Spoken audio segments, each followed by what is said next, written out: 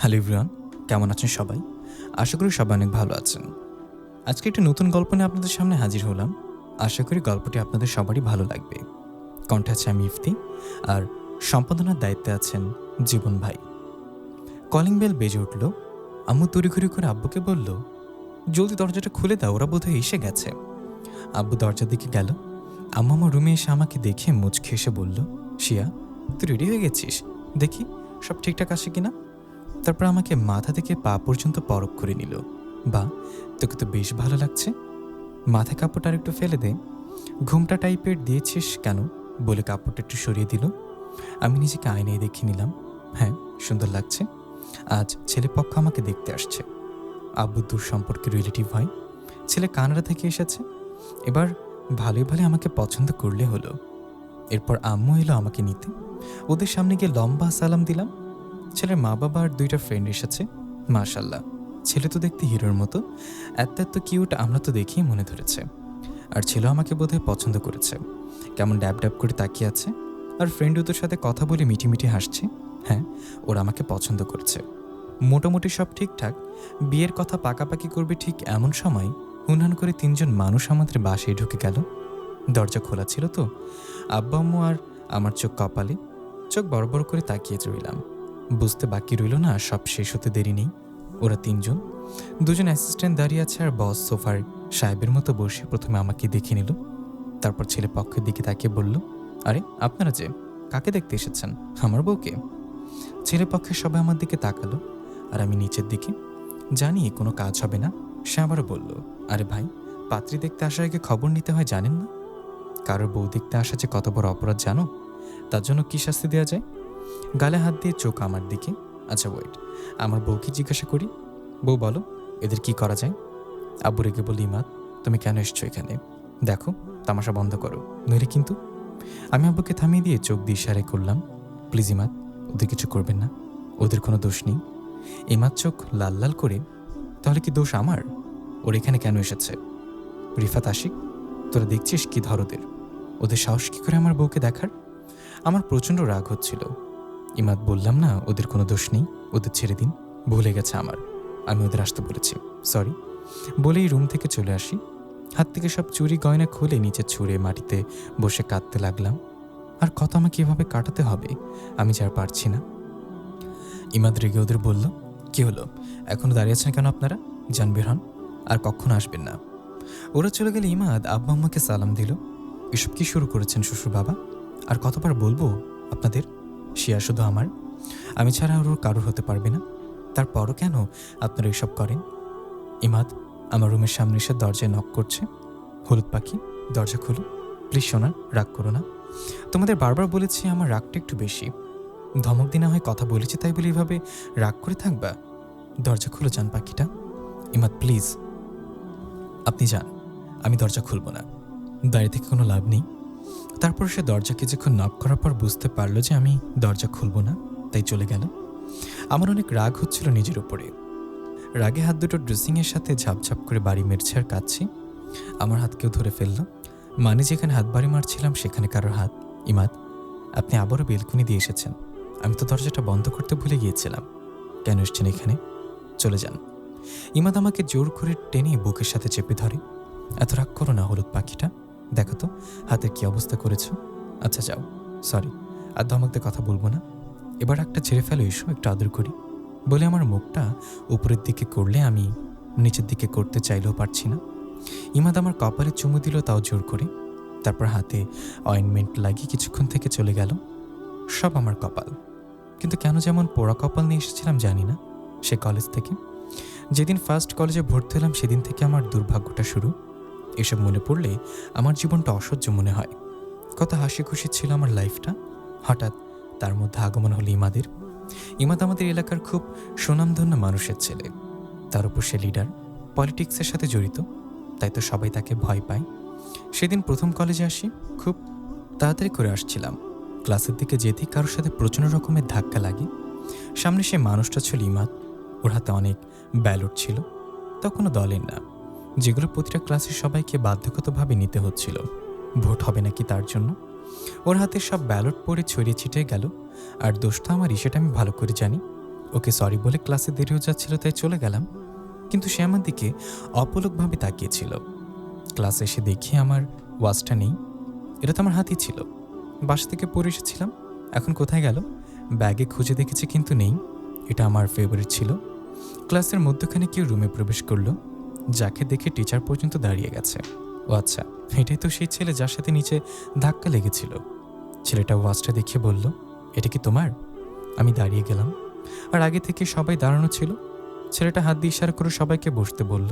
তোমরা বসে পড়ো, যার জিনিস শুধু সেই কথা বলবে। হ্যাঁ, এটা আমার। আমি যাওয়ার আগে সে আমার সিটে এসে আমার হাতে দিল ওয়াচটা। আমি মুচকে এসে থ্যাঙ্কস। সে জবাবে কিছু বলল না, জাস্ট মুচকে এসে চলে গেল। সেদিন কিন্তু আমি হলুদ কালারের ড্রেস পরেছিলাম, আর তখন থেকেই ইমাদ আমাকে হলুদ পাখি ডাকে। এভাবে দিন যেতে থাকে। সবার কাছে শুনলাম ওনার নাম ইমাদ, এই কলেজের আর আমাদের এলাকার লিডার। ওনার উপরে কেউ কথা বলতে পারে না। উনি মাঝে মাঝে আমাদের ক্লাসে এসে গল্প করতেন, ক্লাসের টাইমে মজা করতেন। এক এক করে সবাইকে বলতেন, তোমরা ডিটেলস বলো। দু একজন বলেই আমাকে জিজ্ঞাসা করে যে আমার নাম শিয়া। উনি মুচকে এসে, বা নামটা তো খুব সুন্দর, তোমার মতোই। আমিও হাসলাম। উনি প্রতিদিন ক্লাসে আসেন, তারপর পরীক্ষার হলে কেউ অ্যালাউ না থাকা সত্ত্বেও উনি প্রবেশ করলেন। সোজা আমার ডেস্কে এসে বললেন, সব কমপ্লিট করেছ? কিছু বাকি আছে নাকি? আমার একটু আজব লাগতো, তবে এতটা মাথায় রাখতাম না। হয়তো বড় সিনিয়র ভাই হিসেবে খেয়াল রাখতেন, কিন্তু স্যারের সামনে উনি আমাকে 2টা আনসার করে দিলেন, অথচ স্যার টু শব্দটাও করল না। এই ব্যাপারটা আমি নোটিস করলাম। কলেজের কোনো ছেলে আমার সাথে কথা বলে না, এমনকি আমার দিকে পর্যন্ত তাকায় না। এমনকি অনেককে কানাঘুষা করতে শুনেছি, এই দেখ দেখ, ইমাদ ভাইয়ের গার্লফ্রেন্ড আসছে। আমি প্রচণ্ড অবাক হতাম, ইমাদ ভাইটা আবার কে? আমি তার নামটা জানতাম না। একদিন হলো কি, আমার ক্লাসে এক নিউ স্টুডেন্ট এসেছে, দেখতে বেশ হ্যান্ডসাম। আমিও কেন জানি না তাকে দেখে ক্রাশ খেলাম। নিজে থেকে ওর সাথে পরিচয় আদান প্রদান করলাম। ওর নাম ফায়েজ। 2টা দিন ওর সাথে কলেজে গল্প গুজব করতাম। একদিন এদিক ওদিক একটু ঘোরাঘুরি করতাম, কিন্তু হঠাৎ 3 দিনের দিন তার কোনো খবর নেই। আমি তার বাসার ঠিকানাও জানি না। কেমন যেন একা একা মনে হচ্ছিল। শেষে কারো কাছে শুনলাম ও নাকি অসুস্থ। ঠিক সপ্তাহখানেক পর ও কলেজে আসলো, কিন্তু আমার সাথে কথা বলা তো দূরের কথা, আমার দিকে চোখ তুলে তাকালো না। ওর কপালে ব্যান্ডেজ, হাতেও আঘাতের চিহ্ন দেখা যাচ্ছে। আমি ওর সাথে কথা বলতে চাইলেও বলে না, ইগনোর করে আমাকে। ফায়াজ, তোমার কি হয়েছে? তুমি এতদিন আসনি কেন? ফায়াজ নিচের দিকে তাকিয়ে, ক্ষমা করবেন আমাকে, আমি আপনাকে চিনতে পারিনি। প্লিজ দয়া করে আমার সাথে আর কথা বলবেন না। সেদিনের কিছুটা বুঝতে পারিনি আমি, তবে কষ্ট লেগেছিল আমার। কারো কারো মুখে শুনেছি, এই মেয়েটার জন্যই তো ইমাদ ভাইয়া ছেলেটাকে কিভাবে মারল। ছেলেটার কোনো দোষ ছিল না, মেয়েটা নিজেই তো সেদের সাথে কথা বলতে গিয়েছিল। ইমাদ ইমাদ ইমাদ, জাস্ট অসহ্য হয়ে গেছে নামটা শুনে। কে ইমাদ? কলেজে মারামারি চলছে, সবাই যে যার জায়গায় সেফটিভাবে রয়েছে, কিন্তু আমার যে বাসায় যেতে হবে। সবাই লুকিয়ে পড়ছে, কিন্তু আমি এগিয়ে যাচ্ছি। খুব সাবধানে যাচ্ছিলাম, তারপরও কারোর একটা লাঠির বাড়ি আরেকটুর জন্য হলেও আমার মাথায় এসে পড়তো, কিন্তু তার আগেই কেউ একজন আমায় বাঁচিয়ে নেয়। বরাবর তার বুকের সাথে একটু করে উপর হয়ে তার মুখটা দেখলাম। ওই যে সে ভাইটা, মানে ইমাদ, যার নামটা আমার অজানা ছিল। মনে মনে তাকে প্রচণ্ড ভালো লেগে যায়। কি ভালো মানুষ, কত উপকার করছে আমার। সে ইশারা করলো 7-8 জন এসে আমাদের গোল করে সেফটি দিয়ে দেয়। আমার সে গোলাকার বৃত্তটার মধ্য দিয়ে ধীরে ধীরে বাইরে চলে আসি। এত প্রোটেক্ট আমাকে জীবনে কেউ করেনি। তারপর সে ভাইটা নিজের গাড়ি ঠিক করে দেয়। এমনই করে আরেকটা দিন হঠাৎ কোনো এক কারণে গাড়ি বন্ধ হয়ে যায়, তাও 2 দলের বিবাদের কারণে। তারপর কোনো গাড়ি পাচ্ছিলাম না। শেষে ইমাদ বাইকে করে আমাকে পৌঁছে দেয়। হ্যাঁ, আমার মনে ধরেছিল তাকে, তবে শুধু ভালো লাগাটা। তারপর আমি জানতে পারি যে এই ছেলেটাই ইমাদ, যার জন্য পুরো কলেজের সবাই আমাকে ইদানিং ভাবি ভাবি করছে। আর আগে আমার কলেজ পর্যন্ত যেতে ইচ্ছে করে না। কারোর থেকে জিজ্ঞাসা করলে বলে, তলে তলে এত কিছু আর ভাব দেখায় কিনা ভাজা মাছটা উল্টে খেতে জানি না। তারপর হো হো করে হাসতে থাকে। আর ছেলেরা তো আমাকে কত সম্মান যে করে। মনে মনে বলি, যাই হোক, অতঃপর ইফ্রিজিং নামক জিনিসটা থেকে তো বাঁচতে পেরেছে ইমাদ নাকি ফিমাদ, তার জন্য 2 দিন কলেজে যায়নি বলে বাসায় কলেজের সবাই এসে ভর্তি হয়ে যাচ্ছে। কেন যায়নি? শরীর ভালো তো। তারপর যত অ্যাসাইনমেন্ট পিছিয়ে গেছে সব তারা করে দিয়ে গেছে। আজব তো, যাদের সাথে কখনো কথা হয়নি তারও এসেছে। আব্বা আম্মু তো খুশি, ভাবছে তাদের মেয়ে এত ভালো যে সবাইকে তাকে কেয়ার করে কত। বাসা পর্যন্ত চলে এসেছে। আজ কেন জানি ক্লাস করতে মন চাইছিল না, তাই ক্যান্টিনে চলে এলাম। পিন্টু নামের একটা ছেলে, ছোট ছেলে, সেখানে ওয়েটারের কাজ করে। বয়স এই 13 বা 14 হবে। আমি মোবাইল দেখতে দেখতে ঢুকছিলাম, হঠাৎ ছেলেটার সাথে ধাক্কা লেগে আমার হাতে অল্প একটু চা পড়ে। চাটা গরম ছিল, পিন্টুর গায়েও পড়েছে। আমি ওকে দেখব, তখনই ক্যান্টিনে 5-6টা ছেলে এসে পিন্টুর গেঞ্জি টেনে ওকে বকতে শুরু করে সে কেন আমার গায়ে চা ফেললো, অথচ পিন্টুর পায়ে যে চা পড়েছে তা দেখছে না কেউ। ভাবি ভাবি করে কথা বলছে। আমার প্রচণ্ড রাগ চড়ে বসলো। ওদেরকে ধাক্কা দিয়ে পিন্টুকে ছাড়িয়ে নিলাম। আজব তো, আপনার কি মানুষ? একটা বাচ্চা ছেলের গায়ে চা পড়েছে তা দেখছেন না, আবার তাকে বকছেন। আরে কে আপনাদের ভাবি? হ্যাঁ, আমাকে ভাই বলে ডাকবেন না, আমি আপনাদের ভাবি না। তারপর পিন্টুর পায়ে পানি ঢেলে দিলাম। ডাক্তারের কাছে নিতে চাইলেও যেতে চাইল না, বলল অল্প পড়েছে, সেরে যাবে, আর এটা তেমন কোনো ব্যাপার না, এর আগে অনেকবার নাকি পড়েছে।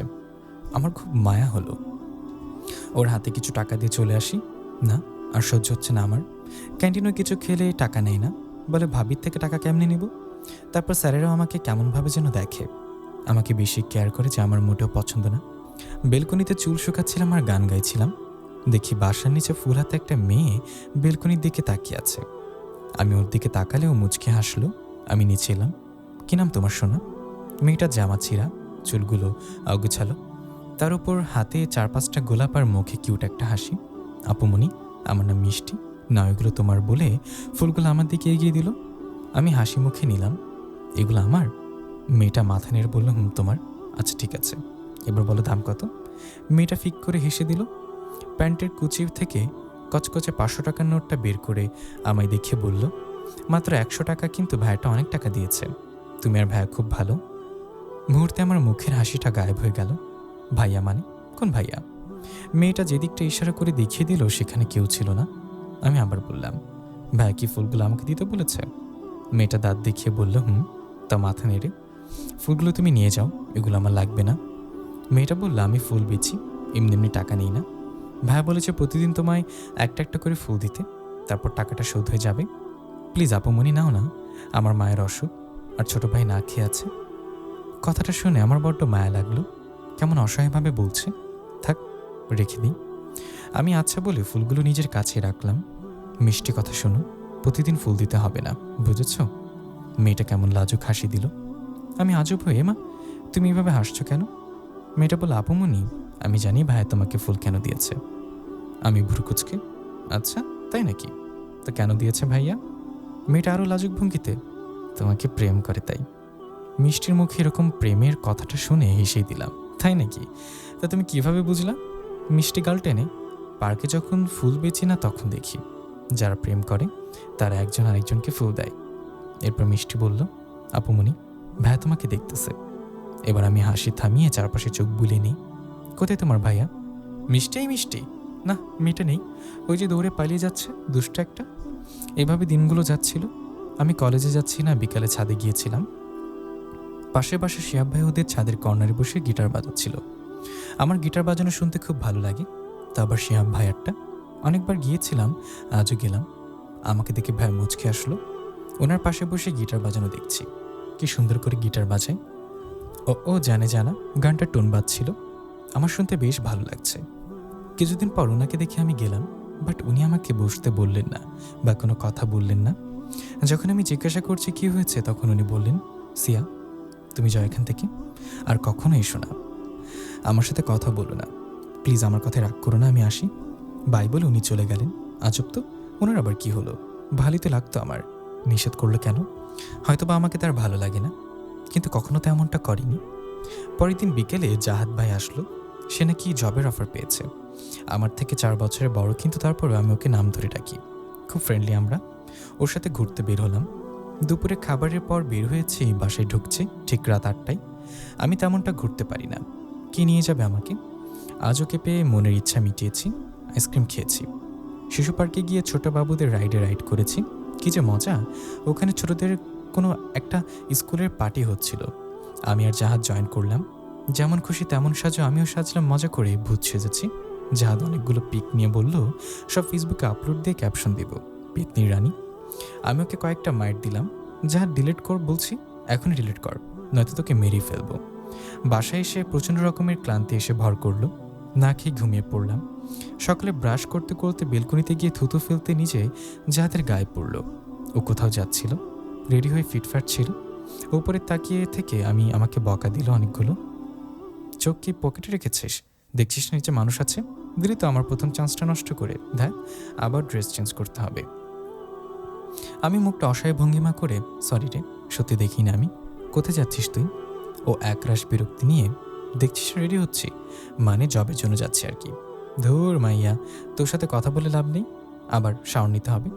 জাহাজ চলে গেল। আমিও কলেজে যাচ্ছি না, কেন জানি ভালো লাগছে না।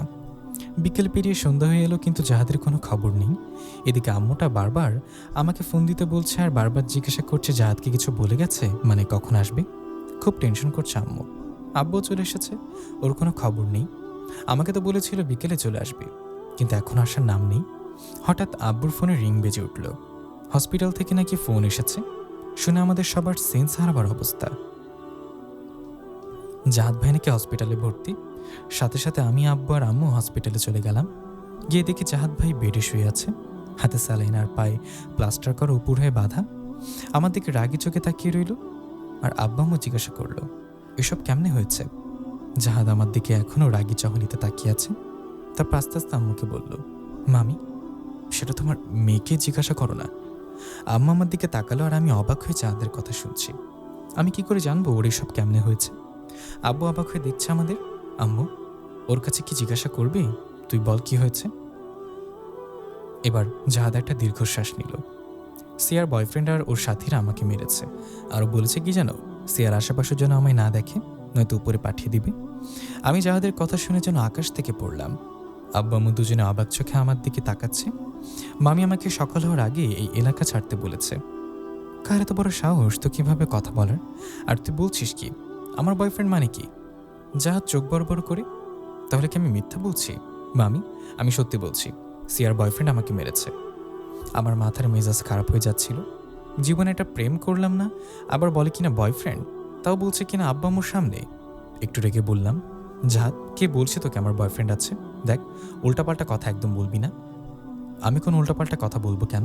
তুই নিজেই মিথ্যা কথা বলছিস। তোর বয়ফ্রেন্ড আছে, নাম ইমাদ, লম্বা করে ফর্সা টাইপের ছেলেটা, আর ওর সাথে আরও 3 জন ছিল। এবার আমার চোখ কপালে। ইমাদ? এটা এখানেও? এই নামটা শুনতে শুনতে আমি শেষ। এলাকায় আমাকে সবাই ভাবি ভাবি করছে, কেউ তাকায় না পর্যন্ত। পাড়ার বখাটেগুলো আমাকে দেখলে চোখ নিচে নামিয়ে ফেলে। সেদিন তো রিক্সাওয়ালাটাও ভাড়া না নিয়ে চলে গেছে। এই ইমাদ যে কে আমি নিজেও জানি না, আর সবাই আমাকে তার বউ বানিয়ে ফেলেছে। এসব ভাবতে ভাবতে আমি পাগল প্রায়। কি হচ্ছে আমার সাথে কিছুই বুঝতে পারছি না। জাহাদকে হুইল চেয়ারে বসিয়ে দিয়েছে নার্স। কথা এখনো শেষ হয়নি। আব্বা আম্মু জাহাদকে আরো অনেক প্রশ্ন করছে। জাহাদ জাহাদ বলল, তোমাদের মেয়ে রিলেশন চলছে আর তোমরা বলছো কিনা জানো না? সে আর বয়ফ্রেন্ড কি জানতো না আমি তার কাজিন? এখন আমাকে না জানি কতদিন বাসায় বসে থাকতে হয়। এসেছে জবের জন্য। আম্মু বলল, তোমার মেয়ে যে তলে তলে এসব করছে সেই খবর কি রাখো তুমি? মেয়েকে আশকারা দিয়ে একদম মাথায় তুলেছো, এবার বুঝো। মেয়েকে আমার একার? তুমিও তো মেয়ের কোনো খবর রাখো না। সারাদিন তো তুমিই থাকো বাসায় মেয়ের সাথে, আমি তো থাকি অফিসে। দুজনে কথা কাটাকাটি করছে আমাকে নিয়ে। এই প্রথমবার তারা আমাকে অবিশ্বাস করলো। আব্বা আম্মু কখনো আমার মন ভাঙেনি। যা চেয়েছি সব দিয়েছে, যখন যা বলেছি সব করেছে। তারা আমায় অনেক ভালোবাসে অ্যান্ড ট্রাস্টও করে। কিন্তু আজ প্রশ্ন উঠেছে আমায় নিয়ে, অথচ আমি নিজেও জানি না এসবের মানে। আব্বা আম্মু, তোমরা থামবে? তোমরা কি করে ভাবলে তোমাদের মেয়ে সব করতে পারে? আর জাহাদ, তুই আগে যাচাই করে দেখবি, তারপর কথা বলবি। জাহাদ আমার মুখ থেকে কথা কেড়ে নিয়ে, তুই কি আমাকে মা মামির মতো বোকা পেয়েছিস? একমাত্র মেয়ে বলে ওদের বোকা বানাতে যা তা বলে, কিন্তু আমাকে পারবি না? আমি সব দেখে বলেছি। ইমাদ তোর বয়ফ্রেন্ড, আর তোর সাথেও সেলফিও দেখেছি। তারপর আর কিছু বলার আছে কি? আমি ওর কথা শুনে জাস্ট অবাক হলাম। আমার সাথে তার সেলফি মানে? হঠাৎ দরজায় টকটক করে শব্দ হলো। হুড়হুড় করে ঢুকলো দুজন। দরজার দুই পাশে দুইজন। এদেরকে তো চেনা চেনা মনে হচ্ছে। হ্যাঁ, এটা তো ওই ছেলেগুলাই সেদিন ক্যান্টিনের ছেলেটাকে ধমক দিয়েছিল। এরা এখানে কেন? তারা দুজন। একজন বলে উঠল, ভাবি, ভাই আসছেন, আপনাকে আর আপনার ভাইকে সরি বলতে। আব্বা আম্মুর সামনে আমাকে ভাবি বলাতে তারা দুজনে অবাক। আর জাহাদের দিকে তাকাতে জাহাদ এমন বাঁকা হাসি দিল, মানে সে যা বলেছে তা তো সব সত্যি। জুতার শব্দ শোনা যাচ্ছে। কেউ বা কারা এদিকে আসছে। দরজা কাছে আসতে আগন্তুককে দেখে আমার চোখ কপালে। আর অমনি জাহাদ বলে উঠল, এসে গেছে। আর সামনের আগন্তুক তার পাশের জনের হাত থেকে ব্যাগটা নিয়ে জাহাদের দিকে এগিয়ে দিল। ব্যাগে কি আছে তা বাইরে স্পষ্ট দেখা যাচ্ছে। হরলিক্স, ওভালটিন, মাল্টা, আপেল আর 3-4টার মতো ডালিম। শালাবাবু, সরি, আসলে আমি বুঝতে পারিনি আপনি যে সিয়ার কাজিন। আমার ছেলেপেলেরা এসে বলল আর আমার মেজাজ বিগড়ে গেল, তাই মাথা ঠিক রাখতে পারিনি। তারপর শ্বশুর বাবা বলে আব্বুকে পায়ে ধরে সালাম করতে চাইলে আব্বু সরে দাঁড়ালে সে আম্মুকে এই শাশুড়ি মা বলে আম্মাকেও সালাম করতে চাইলো, কিন্তু আম্মু সরে দাঁড়ালো আর সে পারল না। এবার আমার দিকে ভুরু কুচকে তাকিয়ে, সরি বউ, আমি সত্যি জানতাম না তোমার কাজিন। আমার মাথা ঠিক কাজ করছিল না। এসব কি হচ্ছে? আমি জাস্ট অবাক চোখে সব দেখছি। হ্যাঁ, এসব দেখার পরও আমাকে ভাবতে হচ্ছে এসব কি সত্যি। এবার জাহাদ আমার দিকে তাকিয়ে, বলেছিলাম না মামা মামি তোমাদের মেয়ের বয়ফ্রেন্ড আছে? এই হচ্ছে সেই ইমাদ। ইমাদ নামটা শুনে আমি সাথে সাথে ভাইয়াটার দিকে তাকালাম, আর আপনারা আপনিই বলে ওঠেন, ইমাদ? আপনি ইমাদ? ইমাদ চোখ উপরে নিচু করে ঠোঁটে বাঁকা হাসি দিয়ে, আমি তো ইমাদ। কেন, নামটা কি জানতে না তুমি? চোখ টিপ মেরে আমি চুপ করে আছি। তাহলে এই সব সমস্যার মূল, এর জন্যই আমার কলেজে যাওয়া বন্ধ করতে হয়েছে। তারপর আর কি, তখনই জানতে পারলাম ইনি ইমাদ ভাইয়া। এর জন্যই তো আমার পুরো লাইফটা তাচ ন্যাচ হয়ে গেছে।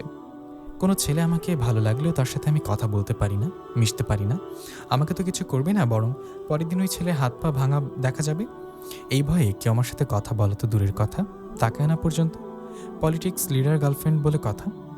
আর আব্বা আম্মু পরে আমাকে বিশ্বাস করেছে, তাই আব্বা আমাকে বিয়ে দেওয়ার জন্য উঠে পড়ে লেগেছে।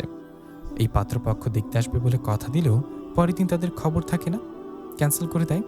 বলে মেয়ের বয়ফ্রেন্ড তার ছেলেকে থ্রেট দিয়েছে, কোনো প্রপোজাল আমার জন্য আসেও না। আজ যেটা এসেছিল আমাদের গ্রামের, মানে আব্বুর কাছে এক ফ্রেন্ডের জন্য, সেসব জানতো না। নইলে কে আসবে তার ছেলের জন্য বাজি রেখে? শেষমেশ এটাও ভেঙে দিল ইমাদ। আর ইমাদের সাথে আমার যে সেলফির কথা বলা হয়েছিল, সেটা হচ্ছে কলেজে আমি যখন তার নাম জানতাম না, সে আমার হেল্প করেছিল অনেকবার। তখন তাকে ভালো লেগেছিল, তাই নিজেই নিজের ফোনে সেলফি নিয়েছিলাম। আর সে সাথে সাথে রাজি হয়ে গেল আর তার ফোনেও সেলফি নিয়েছিল। সেলফি তোলাটাই আমার জীবনের কাল ছিল। আর ইমাদের সাথে প্রথম দেখা হওয়াটা, যার জন্য সে আমাকে প্রথম দেখেই প্রেমে পড়ে গিয়েছিল। এরপর থেকে আমি হলুদ কালারের কোনো কিছু পরি না, জাস্ট অসহ্য লাগে আমার। এলাকার আর কলেজের সবাই জানে ইমাদ আমার বয়ফ্রেন্ড অ্যান্ড হবু স্বামী। ইমাদ আমাকে হলুদ পাখি, বউ, জান আরও কি যেন বলে সম্বোধন করে।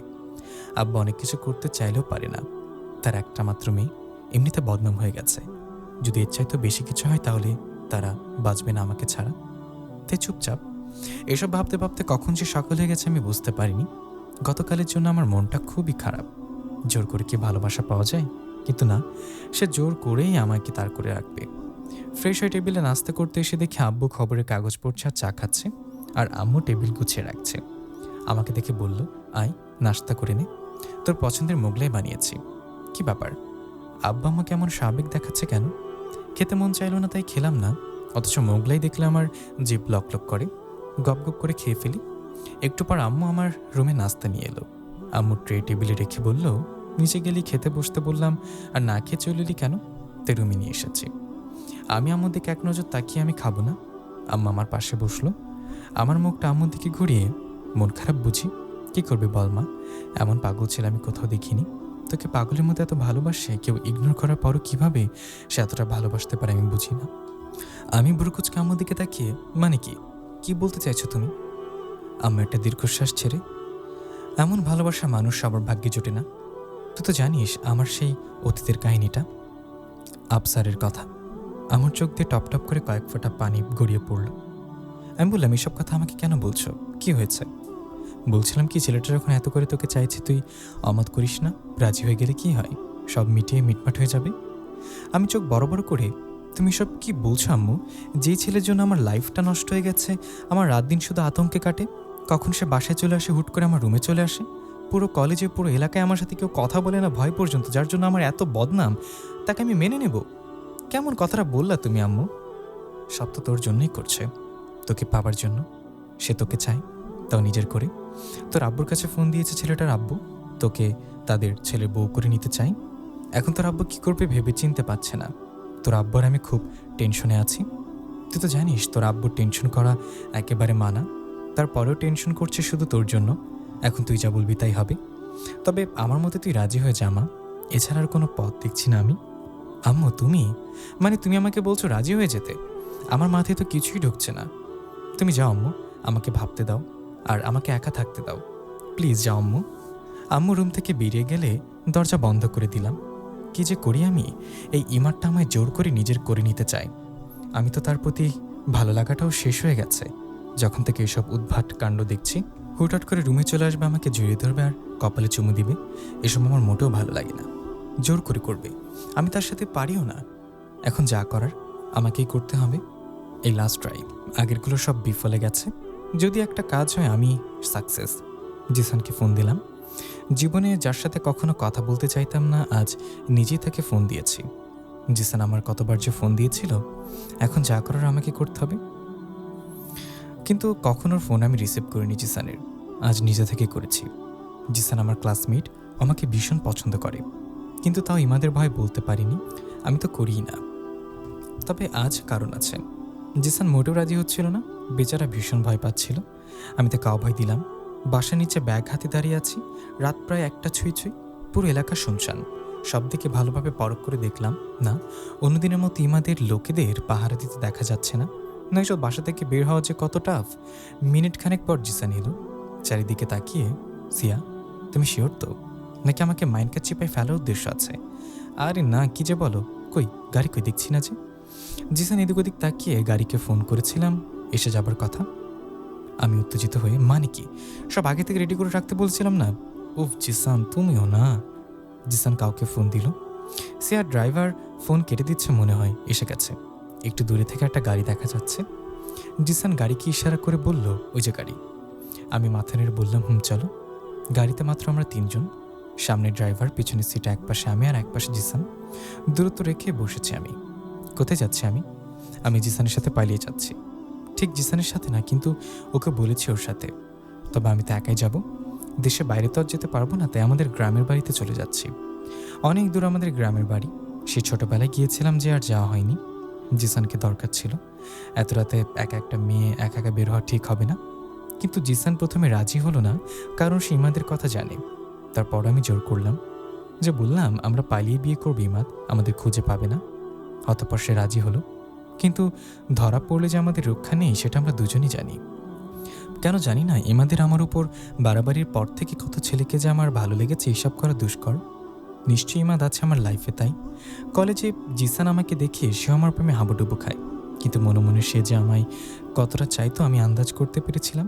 সে ছেলে হিসেবে ভালো, বেশ মেধাবী, তাই ওকে পার্সোনালভাবে ভালো না লাগলেও পড়ার খাতিরে ওর সাথে মিশতাম একটু আধটু। একদিন হলো কি, জিসানকে বলেছিলাম আমাকে অ্যাসাইনমেন্ট করে দিতে। সে পরদিন অ্যাসাইনমেন্ট করে আমাকে খুঁজতে লাগলো। তখন আমি ক্লাস না করে কলেজের পেছনের বড় বট গাছটার পাশে যে কৃষ্ণচূড়া গাছটার নিচে বসেছিলাম। কৃষ্ণচূড়া ফুল আমার খুব পছন্দের। গাছের নিচে বসে থাকায় মাঝে মাঝে কিছু ফুল এসে আমার গায়ে পড়ছে, আমার বেশ লাগছে। জিসান আমাকে খুঁজতে খুঁজতে কৃষ্ণচূড়া গাছটার কাছে চলে এলো। আমার গায়ে ফুল পড়লে আমি হাসছিলাম, এটা দেখে জিসান মাটি থেকে মুঠো ভর্তি ফুল নিয়ে আমার মাথায় ছিটিয়ে দিচ্ছে। আমি হঠাৎ চমকে গিয়ে বললাম, আরে কি করছো, থামো। জিসান থামো বলছি। তারপর জিসান আমার হাত ধরে অ্যাসাইনমেন্টগুলো আমার হাতে দিয়ে বলল, পুরো কলেজে তোমায় খুঁজতে খুঁজতে আমি হয়রান হয়েছে, আর তুমি এখানে। তারপর মুচকে এসে, কৃষ্ণচূড়া ফুলগুলো তোমার পছন্দের বুঝি, তাই না? আমি গাছটার দিকে তাকিয়ে, পছন্দের। এদিকে জিসান মাটি থেকে আরও ফুল নিয়ে আমাকে ছুটতে লাগলো। আমি নিষেধ করছি, তাও শুনছে না। অবশেষে যা হবার তাই হলো। দূর থেকে সব ইমাদ দেখেছিল আর রাগে ফুঁসছিল। ইমাদের অ্যাসিস্ট্যান্ট মানে সেই চামচারা এসে জিসানকে 2 দিক থেকে ধরে ফেললো। আর ইমাদ এসে রাগী কণ্ঠে, তোকে কে পারমিশন দিয়েছে আমার বউয়ের সাথে এসব করার? তোর এত বড় সাহস, তুই সিয়াকে ফুল ছুঁড়েছিস, আবার হাতও ধরেছিস। জিসান মাইক দিতে লাগলো। ইমাদ কয়েকটা ঘুষি দিয়ে অন্যগুলোকে বলল, তোরা সাইজ করে এটারে। ওরা জিসানকে নিয়ে যাচ্ছিল আর আমি চিৎকার করে বললাম, ওর কোনো দোষ নেই, আমি ওকে আসতে বলেছি, অ্যাসাইনমেন্ট করে আনতে বলেছিলাম বলে খাতাটা ইমাদকে দেখালে ও টেনে ছিঁড়ে ফেলে। তারপর আমাদেরকে খুব মিষ্টি চাহনিতে তাকিয়ে নরম সুরে বলল, তো আমাকে বলতে যান, আমি যে করে হোক করিয়ে দিতাম। তুমি জানো না, তোমার আশেপাশে এদের দেখলে আমার গা জ্বলে, মেজাজ ঠিক থাকে না। তুমি শুধু আমার পাশে থাকবে, পৃথিবীর কেউ তোমায় ছুঁতে পারবে না, জাস্ট আমি ছাড়া। বুঝলাম ময়না পাখি। আমি মুখটা ঘুরিয়ে ফেলি। ইমাদ আবার আমার সামনে এসে, কৃষ্ণচূড়া ফুল তোমার পছন্দের, তাই না? বলেও ইমাদ চুটকি বাজালে গাছ থেকে হুড় হুড় করে ফুল পড়তে থাকে আমার গায়ে। কেন জানি প্রচণ্ড ভালো লাগছিল আমার। উপরের দিকে তাকাতেই দেখি সেই চামচারা গাছ ঝাঁকিয়ে দিচ্ছে, ফুল ফেলছে।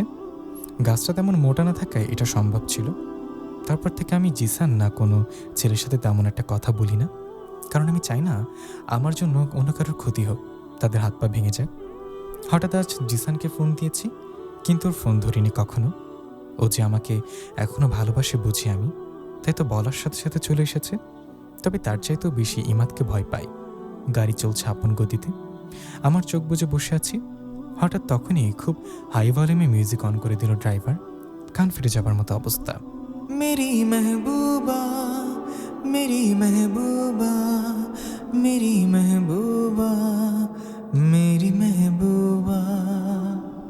জিসান, ড্রাইভারকে মিউজিক অফ করতে বলো। কিন্তু না, ড্রাইভার শুনছে না। এরই মধ্যে খেয়াল করলাম গাড়ি যে পথে যাচ্ছে সেটা আমাদের গ্রামের রাস্তা নয়, অন্য কোনো দিকে যাচ্ছে গাড়ি। আমি জিসানকে বললাম, জিসান আমরা কোথায় যাচ্ছি? জিসান ওনাকে গাড়ি থামাতে বলো। কি হচ্ছে এসব জিসান?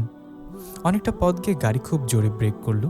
আমি আর জিসান সামনে সিটের সাথে ধাক্কা খেলাম, আর সামনের দিকে তাকিয়ে রাগীভাবে বললাম, পাগল নাকি এভাবে কেউ গাড়ি চালায়? জিসান, এটা কাকে তুমি হায়ার করেছো? এবার মিউজিক অফ হয়ে গেল, আর একটা কণ্ঠে ভেসে ভেসে আসছে সামনে থেকে, কিসি রোজ তুমসে মুলাকাত হোগি। কণ্ঠস্বরটা শুনে এক মুহূর্তের জন্য আমার হার্টবিটটা থমকে গেল, গলা শুকিয়ে কাঠ হয়ে গেছে। কারণ এটা আমার খুব পরিচিত কণ্ঠ, যা আমি প্রতিদিন, প্রতিক্ষণ, প্রতিটা সেকেন্ড শুনি। চোখ বড় বড় করে সামনে তাকালাম। ইমাদ গানটা জোরে জোরে গাইছে আর একটু একটু করে পেছনের দিকে ফিরছে। আমার সাথে চোখে হলেও মুচকে এসে গানটা গেয়ে চলেছে, আর আমি চোখ বড় বড় করে ওর দিকে তাকিয়ে আছি। তারপর জিসানের দিকে চোখ লাল লাল করে তাকালো আর গান বন্ধ করে দিল। জিসান তো জান বের হয়ে যাচ্ছিল। ফোন টোন ছুঁড়ে ফেলে গাড়ির ডোর খোলায় ব্যস্ত, কিন্তু ডোর খুলতে গিয়ে ব্যর্থ হয়। ইমাদ লক করে দিয়েছে। আমি বললাম, তুমি এখানে? মানে তুমি এতক্ষণ ড্রাইভার? তোমাকে আমরা ড্রাইভার মনে করেছি। জানেমান, তুমি যেখানে যাবা আমিও সেখানে। তোমাকে কোথাও যেতে দেব না। কেউ তোমাকে আমার থেকে কেড়ে নিয়ে যেতে পারবে না। আর যে এত বড় সাহস দেখাতে আসবে তাকে তো আমি, বলে আবারও চোখ লাল লাল করে জিসানের দিকে তাকিয়ে জিসান কাকুতি মিনতি করে, ইমাদ ভাই আমাকে মাফ করে দাও ভাই, আমার ভুল হয়ে গেছে, আমি ইচ্ছা করে করিনি। সে আমাকে ফোন করেছে, প্লিজ ভাই আমাকে মাফ করে দাও। ইমাদ চিৎকার করে, তুই আমার এই ইমাদের জিনিসে হাত দিয়ে ভুল করে ফেলেছিস, শাস্তি তো তোকে পেতেই হবে। ইমাদ গাড়ির লক খুলে দিলে জিসান ডোর খুলে পালানোর জন্য দৌড় দেয়, আর সামনে থেকে ইমাদের ছেলেরা শোকে ধরে ফেলে। আমি ইমাদের দিকে রাগীভাবে তাকিয়ে গাড়ির ডোর খুলে চলে যেতেই ইমাদের সামনে এসে দাঁড়ালো। হলুদ পাখি, তুমি এমন কেন? কেন আমার থেকে দূরে চলে যেতে চাইছো তুমি? জানো না আমি তোমাকে কতটা ভালোবাসি? তোমাকে আমি কোথাও যেতে দেব না। আমাকে ছেড়ে তুমি কোথাও যেতে পারবে না। আমি চোখ বড় বড় করে, কিসের ভালোবাসা? কেমন ভালোবাসা? গুন্ডাগিরি করে ভালোবাসা পাওয়া যায় না। সবাইকে মেরে কি প্রুফ করতে চাও আমায় ভালোবাসো? রাখো তোমার এসব আলগাপিরি। ওপাশ থেকে ভাই, এই শালা তো থামছে না, ওরে কি সাইজ করে দিব? জিসান চিল দিয়ে, ইমান ভাই আমি আর জীবনে কোনো মেয়ের দিকে তাকাবো না, প্লিজ ভাই আমাকে মাফ করে দাও। সিয়া তুমি বলো না ওকে আমায় ছেড়ে দিতে, প্লিজ সিয়া তোমায় পায়ে পড়ি। কথাটা বলার সাথে সাথে ইমা ধনু নিয়ে ছুটে গেল জিসানের দিকে। দুই হাতে ওর কলা চেপে লাল লাল চোখ করে খুব রাগ মিশ্রিত কণ্ঠে বলল, হাত ধরেছিস, কিছু করিনি, এখন আবার পা ধরতে চাইছিস? তোকে তো আমি আজ মেরেই ফেলবো।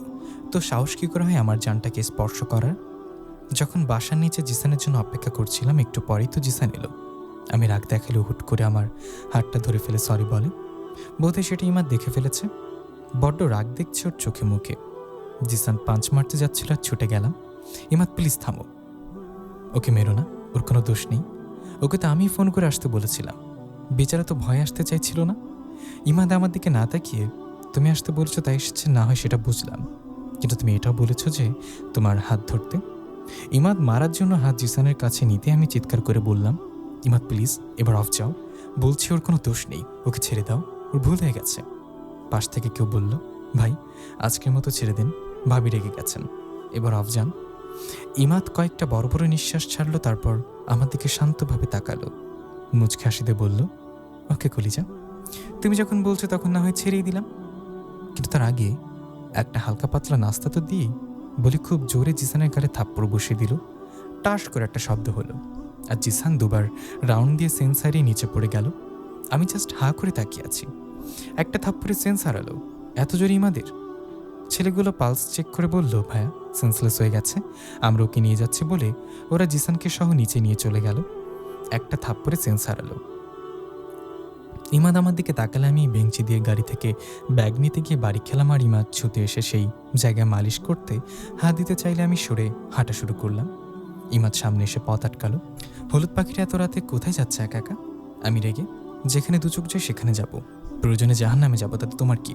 ইমাদ ভ্রু কুচকে, আমার কি মানে? আমার বউ যেখানে যাবে আমি তো সেখানে যাবো নাকি? হোক না সেটা জাহান্নাম, তাতে কি? যেতে হলে দুজন একসাথে যাব। চল গাড়িতে বসো, বাসে পৌঁছে দিই তোমায়। আমি ইমাদের পাশ কাটিয়ে, আমি ছোট বাচ্চা না যে একা একা বাসায় যেতে পারবো না, আমি একাই যাব। ইমাদ চারপাশে চোখ ঘুরিয়ে, এখানে কিন্তু ভূত আছে শুনেছিলাম, সামনে বড় একটা জঙ্গল, তোমার সাথে যাওয়া থেকে ভূতের হাতে পড়লেও ভালো, তারপর তোমার সাথে যাব না? ইমাদ আমাকে উপর থেকে নিচ পর্যন্ত পরখ করে। এত রাতে এমন সুন্দরী মেয়েকে একা পেলে যদি কেউ নিয়ে যায়, তখন আমি বউ পাবো কই? আমি বিরক্তি নিয়ে, আমি তোমার বউ না, বারবার বউ বউ ডাকাটা বন্ধ করো, সরো সামনে থেকে, যেতে দাও আমায়। এক পা বাড়াতে ইমাদ আমাকে একটানে ওর অনেকটা কাছে নিয়ে এসে আমার কোমর জড়িয়ে ধরে। এই, তুমি এমন কেন? আমাকে ছেড়ে যেতে দাও না কেন? জানো না তোমায় ছাড়া আমি একদম থাকতে পারবো না, মরে যাবো আমি। তোমাকে কোথাও যেতে দেবো না, তুমি শুধু আমার। আমি নিজেকে ছাড়াতে চেষ্টা করছি। ইমাদ ছাড়ো আমায়, কিছু তুমি? হ্যাঁ, চিৎকার করে। ইমাদ ফু দিয়ে আমার চুলগুলো সরিয়ে কানের কাছে এসে ফিসফিসিয়ে বলল, শুধু তোমাকে চাই, আর কিছু না। হঠাৎ আমার বুকে একটা কাঁপুনি দিয়ে উঠল। ওকে ধাক্কা দিয়ে সরিয়ে আবার হাঁটা শুরু করলাম। পাগল নাকি? ইমাদ ঝট করে আমাকে কোলে নিয়ে, পাগল আমি, শুধু তোমার জন্য। পুরো পাগল করে দিয়েছ আমায়। আমাকে গাড়ির দিকে নিয়ে যাচ্ছে, আমি ধস্তাধস্তি করছি আমাকে নামানোর জন্য। ইমাদ আমাকে নামাও বলছি, নামো আমাকে, আমি তোমার সাথে যাব না। কেন এসেছো এখানে? তোমার থেকে তো দূরে চলে যেতে চাইছিলাম। ইমাদ আমাকে জোর করে গাড়িতে বসিয়ে সিট বেল্ট বেঁধে দিয়ে আমার ঠোঁটে আঙ্গুল চেপে বলল, খবরদার এমন কথা আর কখনো মুখে আনবা না, আমাকে ছেড়ে যাবার কথা কল্পনা করবা না, তুমি শুধু আমার কাছে থাকবে। তারপর গাড়ি স্টার্ট দিল। আমি চুপচাপ থাকতে পারছি না, যা করছি সব ভেস্তে যাচ্ছে। ইমাদ এত চালাক কেমনে? সব কিভাবে জেনে যায়? হে আল্লাহ, মনে পড়েছে, আমার ফোন তো ট্র্যাকিং করা, ফোনের সব কল যে ইমাদ জানবে। ইস, এটা আগে মনে পড়েনি কেন? ভুলে গেলাম কিভাবে আমি। গাড়ি চলছে আপন গতিতে। এমন একটা পথে এসে গাড়িটা থেমে গেল। পুরো রাস্তা জনমানব শূন্য, ফাঁকা একটা গাড়িও নেই, এমনকি ল্যাম্পপোস্টের আলো পর্যন্ত নেই। অনেক দূর পর্যন্ত অন্ধকার আর অন্ধকার। দেখে মনে হচ্ছে যেন একটা কালো চাদরের আবরণ। এমন নির্জন আলোবিহীন জায়গায় গাড়ি থামালো কেন? নাকি খারাপটার ভুল আবার? কিন্তু ইমাদের দিকে তাকাতে আমার কেমন জানি লাগলো। ও আমার দিকে কেমন একতটা ঘড়ির চাউনিতে তাকিয়ে আছে। আমি চারপাশটা দেখি নিয়ে বললাম, ইমাদ, গাড়ি থামালে কেন তেমন জায়গায়? ইমাদ বলল, কেন, ভয় করছে বুঝি? ভয় করবে কেন? না মানে বলছিলাম আর কি, গাড়ি থামালে কেন সেটা বলো। ইমাদ নিজের ঠোঁট কামড়ে, এমন নির্জন অন্ধকার ফাঁকা জায়গায় এমন একটা সুন্দরী মেয়েকে কি করতে মন চায় বলো? ইমাদের কথা শুনে আমি ঢোক গিললাম। এ বেটা বলে কি? তার মানে ওকে আমি বিয়ে করতে চাইছি না বলে আমার ওসব টোসব করবে না তো? ভয়ে আমার পুরো শরীর লোমকূপ খাড়া হয়ে গেল। আমতামতা করে বললাম, মানে তুমি আমাকে? বুকটা যেন কেউ খামচে ধরে রেখেছে। ভয় আমার জান বের হবার উপক্রম। ইমাদ আমার দিকে এগুতে এগুতে, আমি তোমাকে কি?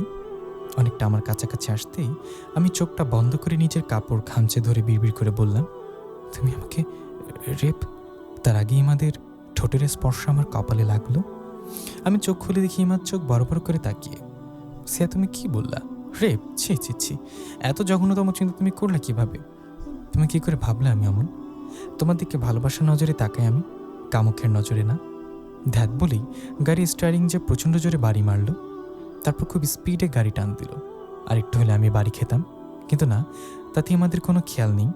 সেই মিষ্টি চাউনিটা যে মুহূর্তেই এমন ভয়ানক হয়ে যাবে আমি বুঝতে পারিনি। আমি জানি ইমাদের অনেক রাগ। ওই যে সেদিন ইমাদ আমাকে নিয়ে বাড়াবাড়ি করায় আমি রাগ করে বাসা থেকে বের হইনি। ইমাদ বাসায় এসে আমার দরজা নক করেও খোলাতে পারিনি। তারপর যখন আমি ঘুম থেকে উঠে দেখি আয়নায় লিপস্টিক দিয়ে লেখা, আই লাভ ইউ জান পাখিটা, কলিজা তুমি শুধু আমার। এদিকে বাসার নিচে অনেকগুলো দেয়ালে ইমাদ প্লাস সিয়া নাম লেখা। এসব দেখে আমার রাগ লাগতো। আবার এখন নিজের রুমে রেগে গেলাম আমি, চিৎকার করে বললাম, এসবের মানে কি? তুমি এখানেও? তারপর ইমাদ গান গাইতে গাইতে আমার সামনে এলো। ওই যে मैं यहाँ हूँ यहाँ हूँ यहाँ हूँ यहाँ। ইমাদের এমন পাগলামি এগুলো আমার খুব অসহ্য লাগতো। আমার জন্য গুন্ডাগিরিটা আমার একটু পছন্দ নয়। গাড়ি এত স্পিডে টানছিল যে মিনিট খানেকের মধ্যে বাসায় চলে আসি। গাড়ি জোরে ব্রেক কষলে আমি আবারও পড়তে পড়তে নিজেকে সামলে নিই।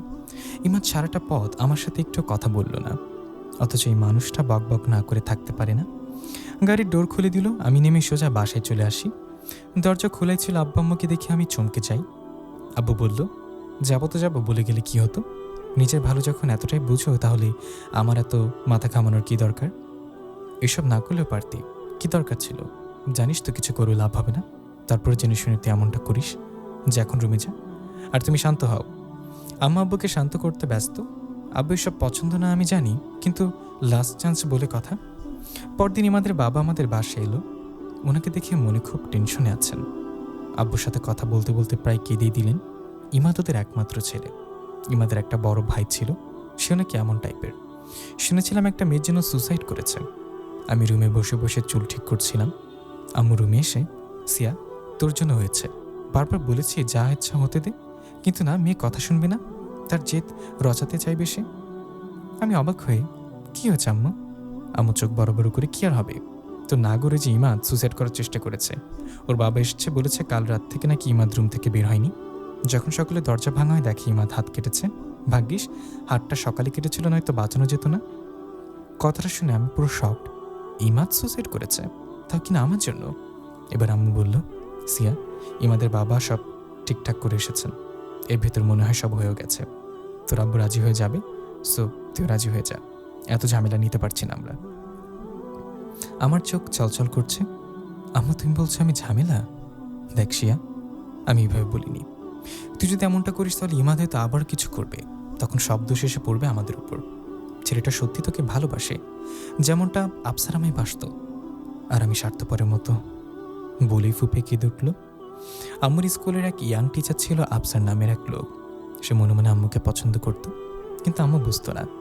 একদিন সে আম্মুকে প্রপোজ করে বসলে আম্মু রাজি হয় না। আর আফসার ঠিক আম্মুর বাসার সামনে 2 দিন পড়ে থাকে। তখন ছিল বর্ষাকাল, মিনিট খানিক পর পরে বৃষ্টি হতো, আর উনি বৃষ্টিতে ভিজেও দাঁড়িয়ে থাকতো। অবশেষে আম্মু রাজি হলো। কথা আছে না, সুখের দিন খুব অল্প। আফসারের বাড়ির অন্য জেলার, আর আমার নানা গরিব অ্যান্ড বাইরের মানুষকে মোটেও পছন্দ করতেন না। তিনি সব জানার পরও আম্মুকে অনেক মারেন অ্যান্ড বন্দি করে রাখেন। তারপর আফসারকেও মারধর করেন। আর কিছুদিন পরেই আম্মু জোর করে আব্বুর সাথে বিয়ে দিয়ে দিলেন। আফসার প্রায় পাগলের মতো হয়ে যায়, শুধু আম্মুর নাম জপত, সাহিরা সাহিরা সাহিরা। আর এর কিছুদিন পরে উনিও সুসাইড করেন। আর আম্মু কিছুদিন বিবাহিত জীবন কাটালেও আব্বু মেনে নিতে পারিনি। বারবার আফসারের স্মৃতি আম্মুকে প্যারা দিচ্ছিল, যা আম্মুর বিবাহিত লাইফটাকে দুর্বিষহ করে তুলছিল। যখন আম্মু বুঝতে শুরু করলো যে আফসারকে ছাড়া আম্মু বাঁচতে পারবে না, তখন আম্মু সুসাইড করার প্ল্যান করলো। কিন্তু ভাগ্য খারাপ, আম্মু জানতে পারে আম্মু প্রেগনেন্ট। শুধু আমার কারণে আম্মু সেদিন সুসাইড করেনি, কারণ আম্মু বলে আমার জন্য কোনো একটা অবুঝ জান পৃথিবীর মুখ দেখতে পাবে না। আমাকে ঘিরে আম্মুর পৃথিবীটা। বড্ড ভালোবাসে আম্মু আমাকে। তবে আফসারের স্মৃতি আম্মু এখনও ভুলতে পারিনি। আম্মুকে এখনও কাঁদায়, ভালোবাসাটা যে এমনই। কিন্তু আফসার আঙ্কেলের কথা শুনে আমার মনে হতো, এমন ভালোবাসা এরকম মানুষটা যদি আমার লাইফে আসতো। আর আম্মু বলতো নিশ্চয়ই আসবে। তবে আমার আব্বু আম্মুকে কম ভালোবাসে না, অনেক সুখে আছেন তারা বর্তমানে, কিন্তু প্রথম ভালোবাসা কখনো ভোলা যায় না। আম্মুকে আমাকে অনেক বোঝালো। এদিকে আব্বু রাজি, আম্মু রাজি। এমাদের বাবা যাবার পর আব্বু আমার রুমে আসেন। সিয়া মামুনি আমার, তুমি আমাদের একটা মাত্র আদরের মেয়ে। তুমি জানো আমরা তোমাকে কতটা ভালোবাসি। ছোটবেলা থেকেই তুমি যখন যা চেয়েছো বা আবদার করেছো, আমরা তোমাকে তাই দিয়েছি। আর তখন থেকে তোমার ভালো মন্দের সব ডিসিশন আমি নিয়েছি। তুমি অবশ্য কখনো আমোদ করনি, সবসময় আমার কথা রেখেছো। কিন্তু মামুনি, আমি আজকেও তোমার লাইফের সবচেয়ে বড় ডিসিশনটা নিয়ে ফেলেছি। আর আমি জানি আমার মেয়েটা প্রতিবারের মতো এটাও মেনে নেবে, কারণ সে জানে তার আব্বু কখনো তার খারাপ চাইবে না। ইমাদের বাবাকে আমি কথা দিয়েছি। বেচারা অনেক ছিল, আমার পায়ে ধরার উপক্রম। উনি অনেক ভালো মানুষ। একমাত্র ওনার দিকে তাকিয়ে আমি ওনার ছেলের হাতে তোমাকে তুলে দিতে চাই। আর এমনিতেও ইমাদ তোমাকে অন্য কারো হাতে দিবে না। এভাবেই তোমাকে জীবনটা পার করতে হবে। সো এটাই তোমার, আর এমনকি সবার জন্য মঙ্গল। সিয়া মামুনি, তোমার কিছু কি বলার আছে? আম্মা আমার মাথায় হাত বুলিয়ে, মা তুই রাজি হয়ে যা, ভুল করিস না মা। তুই একটাবার শুধু আমাদের কথায় রাজি হয়ে দেখ। যদি তোর মনে হয় ইমাদের সাথে তোর লাইফটা চলবে না, তখন না হয় কিছু একটা করা যাবে। প্লিজ মা, রাজি হয়ে যা। আম্মা আব্বু দুজনেই বলছেন। আমিও জানি এছাড়া আর কোনো উপায় নেই। ইমাদ আমাকে আর কারোর ঘরণী হতে দিবে না। এমনকি কি আমাকে বিয়ে করতে আসবেও না ইমাদের ভয়ে। আর না জানি বজ্জারটা আবার কি না কি করে বসে আমাদের জেলের ভাত খাওয়াবে। আমিও হ্যাঁ বলে দিলাম, কারণ কখনো আম্মা আব্বুর বিরুদ্ধে কথা বলিনি, অমত করিনি, আজও করব না। ভালো মন্দ যা আছে কপালে তাই হবে, আল্লাহ করবেন সব, ওনার ওপরই ছেড়ে দিলাম। আমিও হ্যাঁ বলে দিলাম, কারণ কখনো আব্বু আম্মুর বিরুদ্ধে কথা বলিনি, যা হবার হবে। আজকে রাজি হলাম আর কালকে মধ্যে নাকি বিয়ে, কি আজব। পুরো এলাকা রাতের মধ্যে আধার মনে হচ্ছে একটা জ্বলন্ত তারার মেলা। পুরো এলাকায় ঝিলিক বাতি, মরিচ বাতিদের সাজিয়ে দিয়েছে। এলাকার লিডারের বিয়ে বলে কথা, তার উপর একজন ব্যবসায়ীর একমাত্র ছেলের বিয়ে। চারিদিকে শুধু মিউজিকের শব্দ শোনা যাচ্ছে, আর গোলাবাজির ফাটানোর কথা কি বলবো। মাঝে মাঝে বাজির শব্দে আমি চমকে যাই।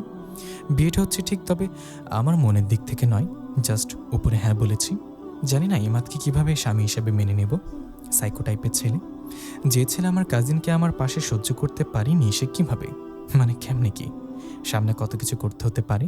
হয়তো আমি জব করতে চাইবো, ওখানে আমার ছেলে ফ্রেন্ডও থাকতে পারে, তারপর বাইরে হঠাৎ কোনো বিপদ আপদে কারোর হেল্প তো নিতে চাইবো, তখন ইমাদ তো মেরেই ফেলবে। কত রকম চিন্তা যে মাথায় ঘুরপাক খাচ্ছে আমার, জানি না কি হতে যাচ্ছে আমার সাথে। এমন কেন হয় মানুষের জীবনে, সে যা চায় তা পায় না, আর যা কখনো সে চায় না তাই পেয়ে যায়। যেমন আম্মু আফসার আঙ্কেলকে চেয়েছিল আর পেয়েছে আব্বুকে। এদিকে আমি ইমাদকে চাই না, কিন্তু তারপরও ওকে আমার লাইফ পার্টনার বানাতে হচ্ছে। কি অদ্ভুত তাই না। বিয়ের দিন সবার মুখে কত হাসি থাকে, সব মেয়ে খুশি থাকে, কারণ সে তার একাকিত্ব জীবনে কাউকে পেতে যাচ্ছে। কিন্তু আমার বেলায় ঠিক তার উল্টোটা। মনে একরাশ দুঃখ আর চেহারায় রাজ্য টেনশন ভেসে উঠেছে। আম্মু দেখে সব বুঝে ফেলেছে, আমাকে সান্ত্বনা দিচ্ছে। কনের শ্বাস সেজে বেলকনিতে দাঁড়িয়ে দেখছি, আহা কত ধুমধামভাবে আমার বিয়েটা হচ্ছে। এলাকার বড় বড় সব নেতারা এসেছে, ইমাদের আরও অনেক ছেলেরা এখানে ওখানে কাজ করছে। সবার মুখে হাসি, কি আনন্দের সাথে তারা এসব উপভোগ করছে, খাচ্ছে।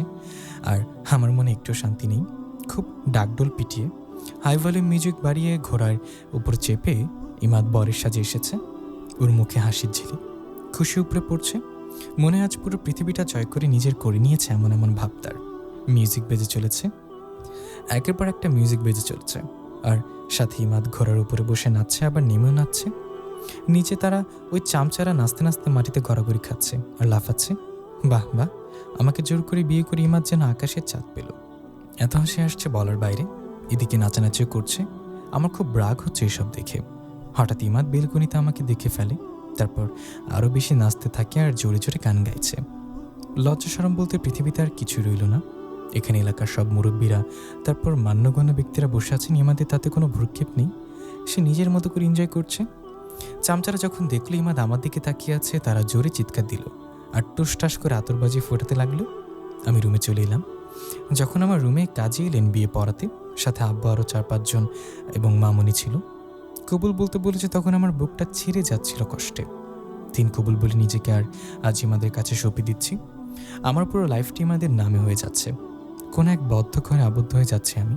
মনে হচ্ছে অনেক ভারী মোটা শিকল আমার পায়ে পরিয়ে দিচ্ছে কেউ। মুখ দিয়ে বের হচ্ছিল না কথা। তারপর অনেক কষ্টে কবুল বললাম আর নিজেকে কুরবানি করে দিলাম। আমাকে ঘোড়ার পিঠে চড়ে ইমাদের বাসায় যেতে হবে শুনে মেজাজটা খারাপ হয়ে গেল। পাগলামির একটা লিমিট থাকে, এটা নাকি ইমাদের ইচ্ছা। ওর ইচ্ছার কোনো দাম নেই আমার কাছে। আমি সাফ সাফভাবে মানা করে দিয়েছি, ঘোড়ায় চড়ে আমি কোথাও যাব না। ইমাদ আমাকে মানাতে এলো, সে নাকি আমাকে পড়তে দিব না, জড়িয়ে ধরবে, অনেক এনজয় করবো নাকি আমি। কিন্তু আমিও জেদ কম না, যাব না বললাম তো যাবই না, কারণ আমার ভীষণ ভয় করে। আর নতুন বউ কি ঘোড়ায় চড়ে শ্বশুরবাড়ি যায়, আজব কাণ্ড সব। কিন্তু না, ইমাদ আমাকে জোর করে সবার সামনে দিয়ে কোলে করে ঘোড়ার উপরে বসিয়ে নিজেও বসলো, আমার খুব জোরে জড়িয়ে রেখে। ঘোড়ার উপর চাবুক মারলে ঘোড়ার ছুটতে চলে। জীবনে কোনোদিন আমি ঘোড়ায় চড়িনি, ভয় আমার বুকটা কেঁপে উঠছে। এত বেশি ভয় পাচ্ছিলাম যে ইমাদের হাত শক্ত করে চেপে ধরে চোখ বন্ধ করেছিলাম। সামনের দিকে আমি আর পেছনের দিকে ইমাদ আমাকে জড়িয়ে রেখেছে যাতে আমি পড়ে না যাই। একটু পর ইমাদ বলল, সিয়া চোখ খুলো, আমরা এসে গেছি তো। আমি চোখ খুললাম। ইমাদদের বাসার সামনে এসে ঘোড়া দাঁড়িয়ে আছে। এতক্ষণ তো আমার জানটা বের হয়ে যাচ্ছিল। ইমাদ প্রথমে নামলো আর পরে আমাকে নামানোর সময় বলল, কেমন লাগলো কলিজা?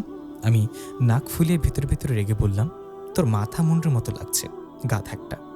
ইমাদদের বাসার সামনে অনেক মানুষ, বেশি মহিলারা, যারা আমাকে দেখছেন। অনেক ভারী লেহেঙ্গা আর তার সাথে ভারী জুয়েলারি আমি বহন করতে পারছিলাম না। ইমাদ আমার হাত ধরে আমাকে ভেতরে নিয়ে যাচ্ছে।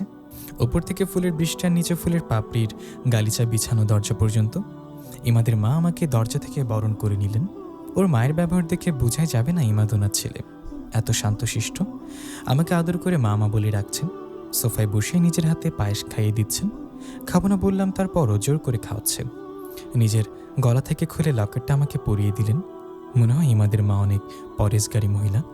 নিজের ছেলের বিয়ে অথচ একটু সাজসজ্জা নেই, মাথা থেকে কাপড় পরছেই না। ব্লাউজটার ফুল হাতা আর পেট পর্যন্ত ঢাকা, দেখা যাচ্ছে না কিছুই যা সচরাচর শাড়ি পরলে দেখা যায়। তবে ইনাকে আমার বেশ ভালো লাগলো। মোটামুটি ইমাদের আত্মীয়রা সবাই খুব ভালো, আমার সাথে হেসে হেসে কথা বলছে। ইমাদ তার চামচাগুলোকে নিয়ে ছাদে যায়, ভলিউমে মিউজিক অন করে লাফালাফি করছে। ওপর থেকে নিচ পর্যন্ত শব্দ আসছে, ধূপধাপ, মনে হচ্ছে যেন এখনই ছাদটা ভেঙে যাবে। এরা তো স্টেজে লাফালাফি করতে করতে স্টেজও ভেঙে ফেলেছে। ইমাদের মা প্রচণ্ড রকমের ভালো মানুষ। কত মানুষ আমাকে দেখতে আসছেন, আর আমি এসব ভারী জুয়েলারি পরে আনকমফোর্টেবল করছিলাম, কিন্তু কাউকে বলতে পারছিলাম না। কিভাবে যেন উনি বুঝে যান। আমাকে একটা রুমে নিয়ে আসেন, তারপর কিছু হালকা পাতলা টাইপের ড্রেস দিয়ে বললেন, মা তুমি গোসল করে ড্রেস পরতে পারো, বেটার ফিল করবা। কেন জানি না মন থেকে ওনার জন্য দোয়া চলে এলো। আস্তে আস্তে মেহমানরা সব চলে যাচ্ছে, আর এদিকে ইমাদের চামচারা তাড়াহুড়ো করে যেন কি করছে। একবার বাইরে যাচ্ছে, আবার ভেতরে আসছে।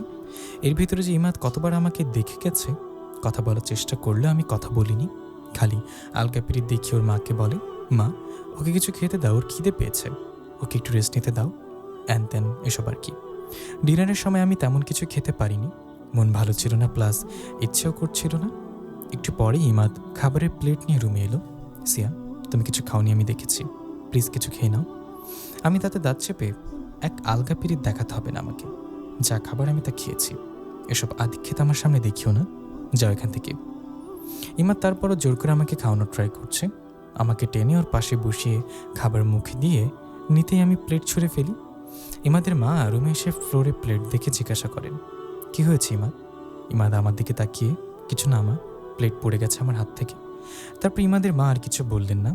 আমি এতক্ষণ যে রুমে ছিলাম ওখানে বসেছিলাম। ইমাদের চামচারা এসে বলল, ভাবি আপনাকে অনেকক্ষণ ওয়েট করে রেখেছি, তার জন্য সরি, আসুন আমাদের সাথে। আমি চোখ বড় বড় করে, কোথায় যাব?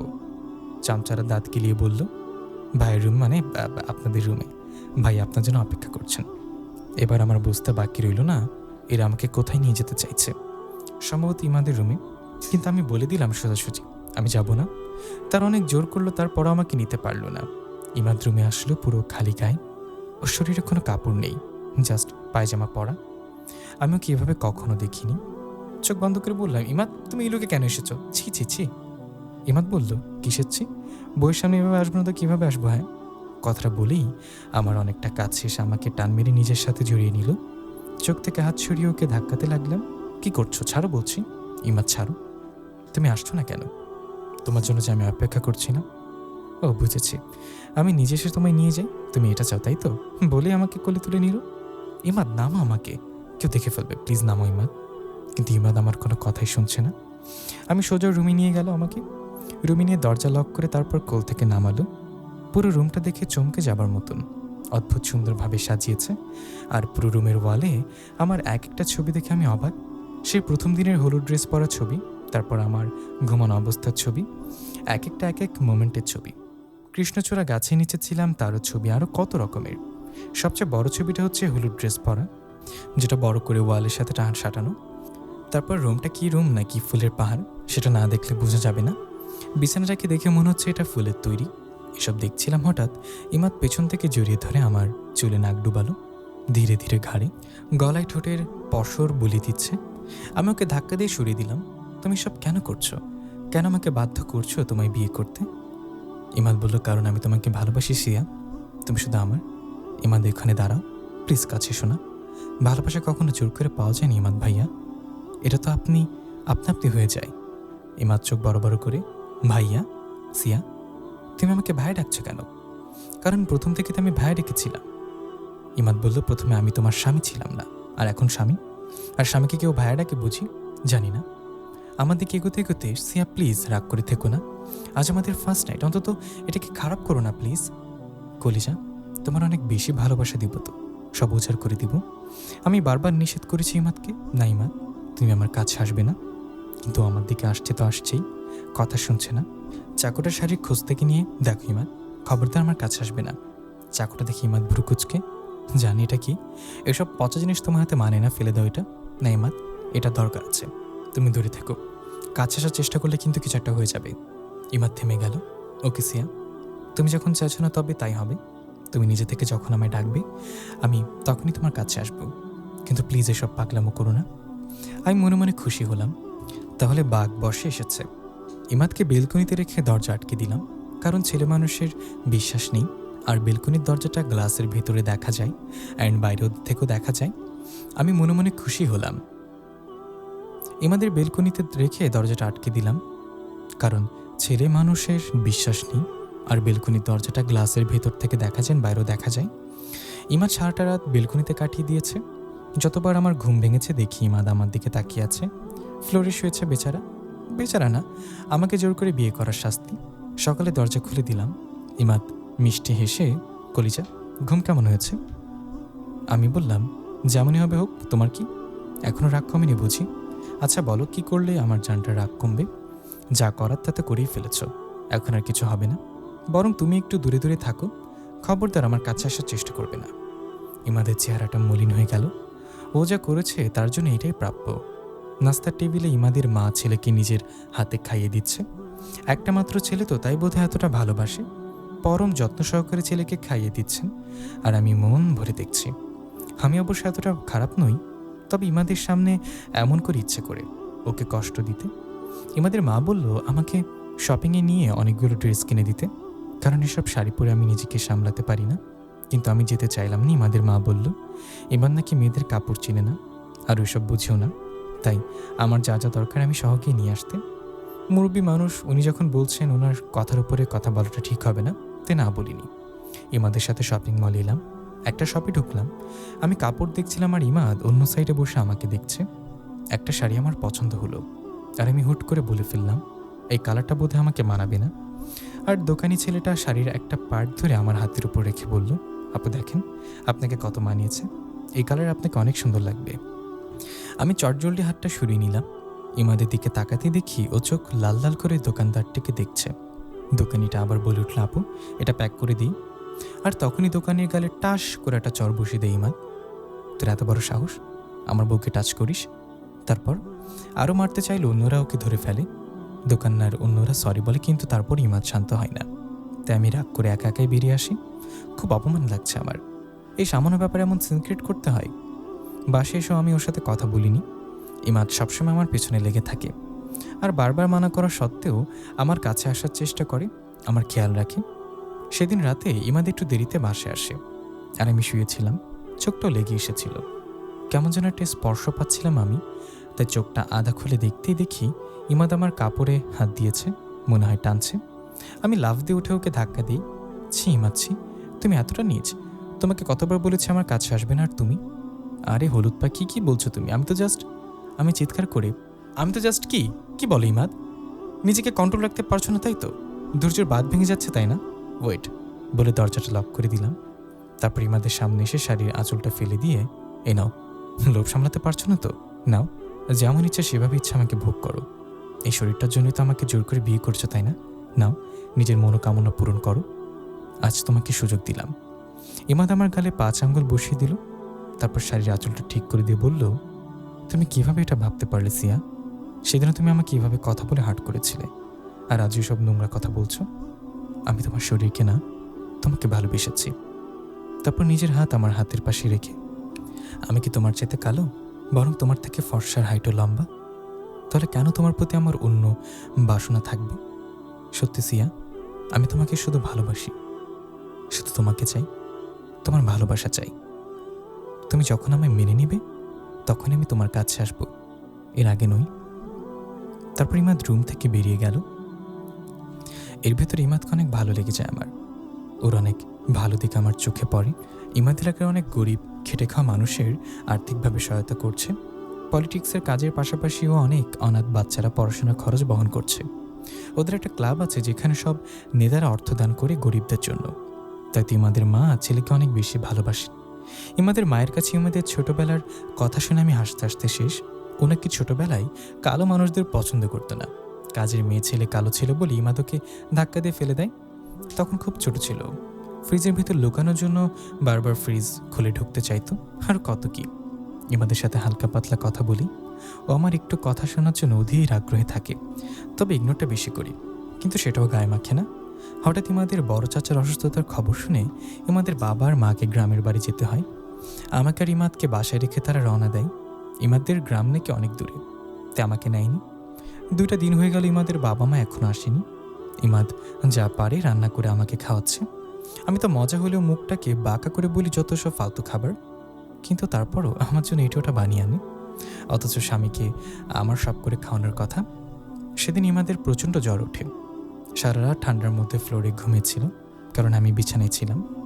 আমি এত রাতে কী করব ভেবে পাচ্ছিলাম না। রাত প্রায় 2টো বাজে। প্রথমে ওর কাছেও যাইনি। যখন দেখলাম থরথর করে কাঁপছে, আমার সহ্য হলো না।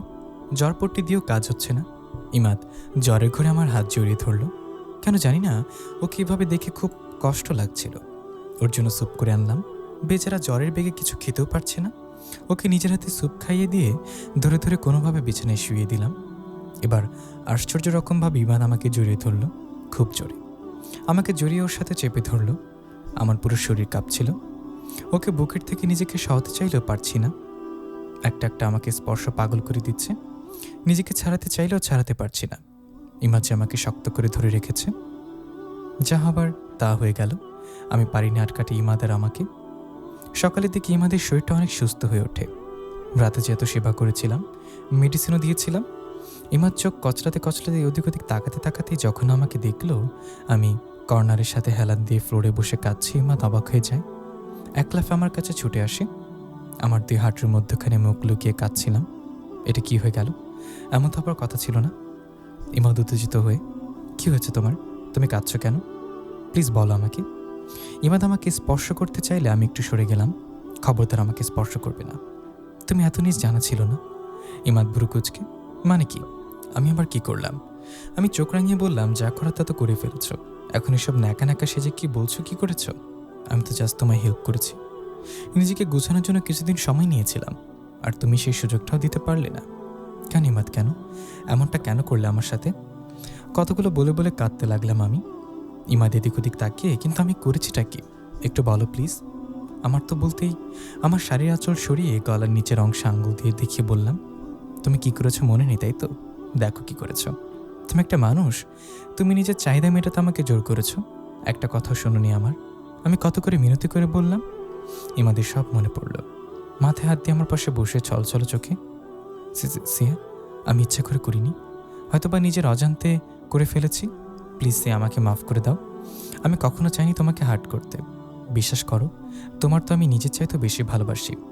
আমি really very very sorry Siya, please ক্ষমা করে দাও। বলতে বলতে আমার হাতের উপরে হাত রাখলো। আমি এক ঝটকে ইমাদের হাত সরিয়ে, ছবি নামাই তোমার এই নোংরা হাত দিয়ে। আমার ঘৃণা হচ্ছে নিজের প্রতি। কেন পারিনি আমি নিজেকে বাঁচাতে তোমার হাত থেকে? আমি নিঃস্ব আজ। আমার যে শেষ সম্বলটুকু তুমি কেড়ে নিলে, তাও জোর করে। আমি সোজা ব্যাগ গোছাতে লাগলাম। ইমাদ চুপ করে নিচের দিকে তাকিয়ে আছে। ওর চোখ থেকে টপ টপ করে পানি পড়ছে। হাজার চেষ্টা করেও যে ও আমাকে আটকাতে পারছে না। আর কীভাবেই বা পারবে? আমাকে আটকানোর অনেক চেষ্টা করে ইমাদ ব্যর্থ হলো। বাসায় চলে এসেছি আমি। প্রচণ্ড অভিমান আর কষ্টে আমার ভেতরটা জ্বলে যাচ্ছিল। আম্মা আমাকে একা দেখে ইমাদের কথা জিজ্ঞাসা করলো। বললাম ও পরে আসবে। রুমে এসে আয়নার সামনে বসে নিজেকে দেখছি আর কাঁদছি। ইমাদ এটা কেন করলো আমার সাথে? অন্তত আর কিছুটা দিন আমাকে সময় দিত। গলার নিচে আঁচড়ের দাগ বসে গেছে, ওখানে সামান্য জ্বলছে, কিন্তু তার চাইতেও মনের ব্যথাটা বেশি। বাসা আসার পর থেকে ইমাদ ফোন দিয়েই যাচ্ছে, কিন্তু আমি রিসিভ করছি না। ফোন অফ করে রেখেছি। 2 দিন পর ফোন অন করলাম, আর সাথে সাথে ইমাদের ফোন রিসিভ করলাম। হ্যালো জান পাখিটা, কি বলবে বলো? এতদিন ফোন অফ করে রেখেছো কেন? তুমি জানো না আমি ফোন দিব? জানো তোমার সাথে কথা বলতে না পেরে আমি তো মরেই যাচ্ছিলাম। দেখো ইমাদ, তোমার সাথে আমার কথা বলার কোনো ইচ্ছে নেই। সেদিনের পর থেকে তুমি সব হারিয়ে ফেলেছ। আমাদের সম্পর্কটা এখানেই শেষ। ইমাদের কণ্ঠস্বরে কান্নার ভাবটা স্পষ্ট বোঝা যাচ্ছে। প্লিজ সিয়া, এভাবে বলো না। আমি যে মরে যাব, তোমাকে ছাড়া আমি মরে যাব, সত্যি বলছি। প্লিজ সিয়া, অভিমান ভুলে গিয়ে ফিরে এসো আমার কাছে। পাগল নাকি? এসব কি ভুলবার মতো? তুমি যা করেছো তার কোনো ক্ষমা নেই। আমি যাব না, এটাই আমার final decision. Please Siya please. Okay wait, video on করো। ভিডিও অন করে কি হবে? তোমার এই নোংরা মুখটা আমি দেখতে চাই না। ইমাদ এবার ফুপিয়ে কেঁদে ওঠে। প্লিজ জাস্ট একটাবার আমার ফোন রিসিভ করো, তোমার পায়ে পড়ি প্লিজ। খুব আকুতি মিনতি করে বলছিল, তা না করতে পারলাম না। মেন কথা হচ্ছে ইমাদের প্রতি আমার কিন্তু দুর্বলতা আছে, কিন্তু তাও ওকে বুঝতে দিচ্ছি না। আর আমি ভীষণ বাড়াবাড়ি করছি। ও তো আমার স্বামী, ওর পুরোপুরি অধিকার আছে আমাকে স্পর্শ করার, হোক না সেটা আমার ইচ্ছায় বা অনিচ্ছায়। কিন্তু তারপরও কেন জানি না আমার কেমন যেন একটা বাধা বিপত্তি কাজ করছে। ওর কথায় ভিডিও অন করলাম। ওকে দেখি আমার চোখ বড় বড় হয়ে গেছে। রুমের যতটুকু অংশ দেখা যাচ্ছে সব তছনছ হয়ে গেছে। আর ইমাদের চেহারাটা কেমন যেন শুকনো শুকনো টাইপের হয়ে গেছে। মনে হচ্ছে 2 দিন যাবৎ কিছুই মুখে দেয়নি। Siya, I love you, I love you very much. আমি কি তোমাকে ছাড়া নিজের জীবনেও কল্পনা করতে পারি না। তোমার ছাড়া আমি সত্যি মরে যাব। প্লিজ তুমি আমাকে ক্ষমা করে ফিরে এসো। কথা দিচ্ছি আর কখনো এমন ভুল হবে না। প্লিজ কলিজা, ফিরে এসো। আমি রাগীভাবে, এসব নাটক বন্ধ করো। তুমি জানো আমি আর কখনো ফিরবো না। আর তারপরও কেন এসব করছো? আর কখনো ফোন দিবা না। ভালো থেকো, রাখছি আমি। ইমাদ চিৎকার করে, তোমাকে ছাড়া আমি কীভাবে ভালো থাকবো? তুমি সত্যি আমার কাছে ফিরে আসবে না? তাহলে ঠিক আছে, আমি আজকে নিজেকে শেষ করে দেব। বলে পাশ থেকে চাকু নিয়ে হাতের উপরে রাখলো, ঠিক সেই জায়গাটায় যেখানে আগেও কেটেছিল। আমি পাতে না দিয়ে বললাম, ও ইমাদ প্লিজ এবার অফ যাও, এসব ড্রামা দেখতে দেখতে আমি ক্লান্ত। ইমাদ কান্নারত অবস্থায়, তাই নাকি? তাহলে এবার রিয়েলিটি দেখো বলেই গড়গড় করে চাকু বসিয়ে দিল আর রক্ত ছিটকে বেরিয়ে গেল। আমি চিৎকার করে উঠে দৌড় দিলাম। আসলে আমি ভেবেছি এমনটা করবে না, এই সামান্য ব্যাপারে কেউ এসব করে। ইমাদের বাসার সামনে আসতে দেখি ইমাদের বাবা মা দুজনে গ্রামে চলে এসেছেন। গাড়ি থেকে নামছেন। আমাকে দেখে বলল, কেমন আছো মা? আমি উত্তেজিত হয়ে, আঙ্কেল আন্টি। ইমাদ হাত কেটে ফেলেছে। আঙ্কেলের হাত থেকে মোবাইল আর গাড়ির চাবিটা পড়ে যায়। আন্টি চোখ বড় বড় করে, কোথায় ইমাদ? ইমাদ করে চিৎকার দেয়। তারপর দরজা ভেঙে ইমাদকে হাসপাতালে নিয়ে যাওয়া হয়। আমি উত্তেজিত হয়ে, আঙ্কেল আন্টি ওর অবস্থা ভালো না। নিজেকে আমার অপরাধী মনে হচ্ছে এই মুহূর্তে। কারোর সিরিয়াস মুড নিয়ে তামাশা করা নাই বেটার। কি হলো এখন? ইমাদ তো কোনো বড় অপরাধ করেনি, তাহলে কেন ওকে অযথা শাস্তি পেতে হচ্ছে? না, এটা আমি একদম ঠিক করিনি। আব্বা আম্মু হাসপাতালে এসেছেন। আম্মা আমাকে একপাশে নিয়ে চোখ লাল লাল করে বললেন, আমি জানি সিয়া, এসবের জন্য একমাত্র তুই দেয়। তোর জন্যই আমাদের এই অবস্থা। ছেলেটা আগেও তোর জন্য এমন করেছিল, আর আজও হয়েছেটা কি? আমি চুপচাপ দাঁড়িয়ে আছি। চোখ থেকে টপ টপ পানি পড়ছে। আম্মুকে দেবার মতো কোনো জবাব ছিল না আমার কাছে। ইমাদের অপারেশন সাকসেস হয়, তবে অনেক সময় লাগবেও পুরোপুরি সুস্থ হতে। ইমাদের মা আমাকে জড়িয়ে ধরে অঝরে কাঁদতে থাকেন। আমি জানি না ইমাদ কেন এমনটা করেছে, কিন্তু তারপরে বলছি, প্লিজ মা, আমার একমাত্র ছেলে, ওকে কখনো কষ্ট দিও না। ও আপনজনদের দেয়া কষ্ট মেনে নিতে পারে না। আর তোমাকে তো অনেকটা কতটা ভালোবাসে তুমি জানো, ওকে কখনো কষ্ট দিও না। ইমাদের মায়ের কথায় আমার চোখেও পানি চলে এলো। প্রায় 4 দিন পর ইমাদকে বাসায় নিয়ে আসা হলো। ইমাদের সামনে যেতে আমার কেমন জানি লাগছে। সবটা আমার জন্য হয়েছে। আমি ওর চোখে চোখ রাখতে পারছিলাম না। কিভাবে জানি ও সব বুঝে। আমাকে জান পাখি বলে ডাকে, পাশে বসতে বলে, আমার হাতের ওপর ওর হাত রাখে। তারপর আস্তে আস্তে করে বলে, হলুদ পাখি, আমাকে কি ক্ষমা করা যায় না? আর এক হাতে কানে ধরে সরি বলে। আমি একটু মুচকে হাসলাম। আমি ওর সেবা করতে শুরু করলাম। এমনকি ওকে গোসলটা পর্যন্ত আমাকেই করাতে হচ্ছে। ওকে খাওয়ানো, কাপড় পরানো সব আমি করছি। ইমাদের মা করতে চাইলেও আমি ওনাকে করতে দিই না। আমি না থাকলে উনি করতে। এখন তো আমি আছি। এর ভেতর ইমাদ অনেকটা সুস্থ হয়ে উঠল। আর কেন জানি না আমি দিন দিন অসুস্থ হয়ে পড়ছি। ইমাদের মা আমাকে জোর করে ডাক্তারের কাছে নিয়ে গেলেন। সন্ধ্যায় রিপোর্ট দিবে। ইমাদের বাবা অফিস থেকে আসার সময় নিয়ে আসবেন। আমি আর ইমাদের মা টুকটাক কিছু বাজার করে বাসায় ফিরছিলাম। হঠাৎ সামনে একটা বাইক এসে দাঁড়ালো।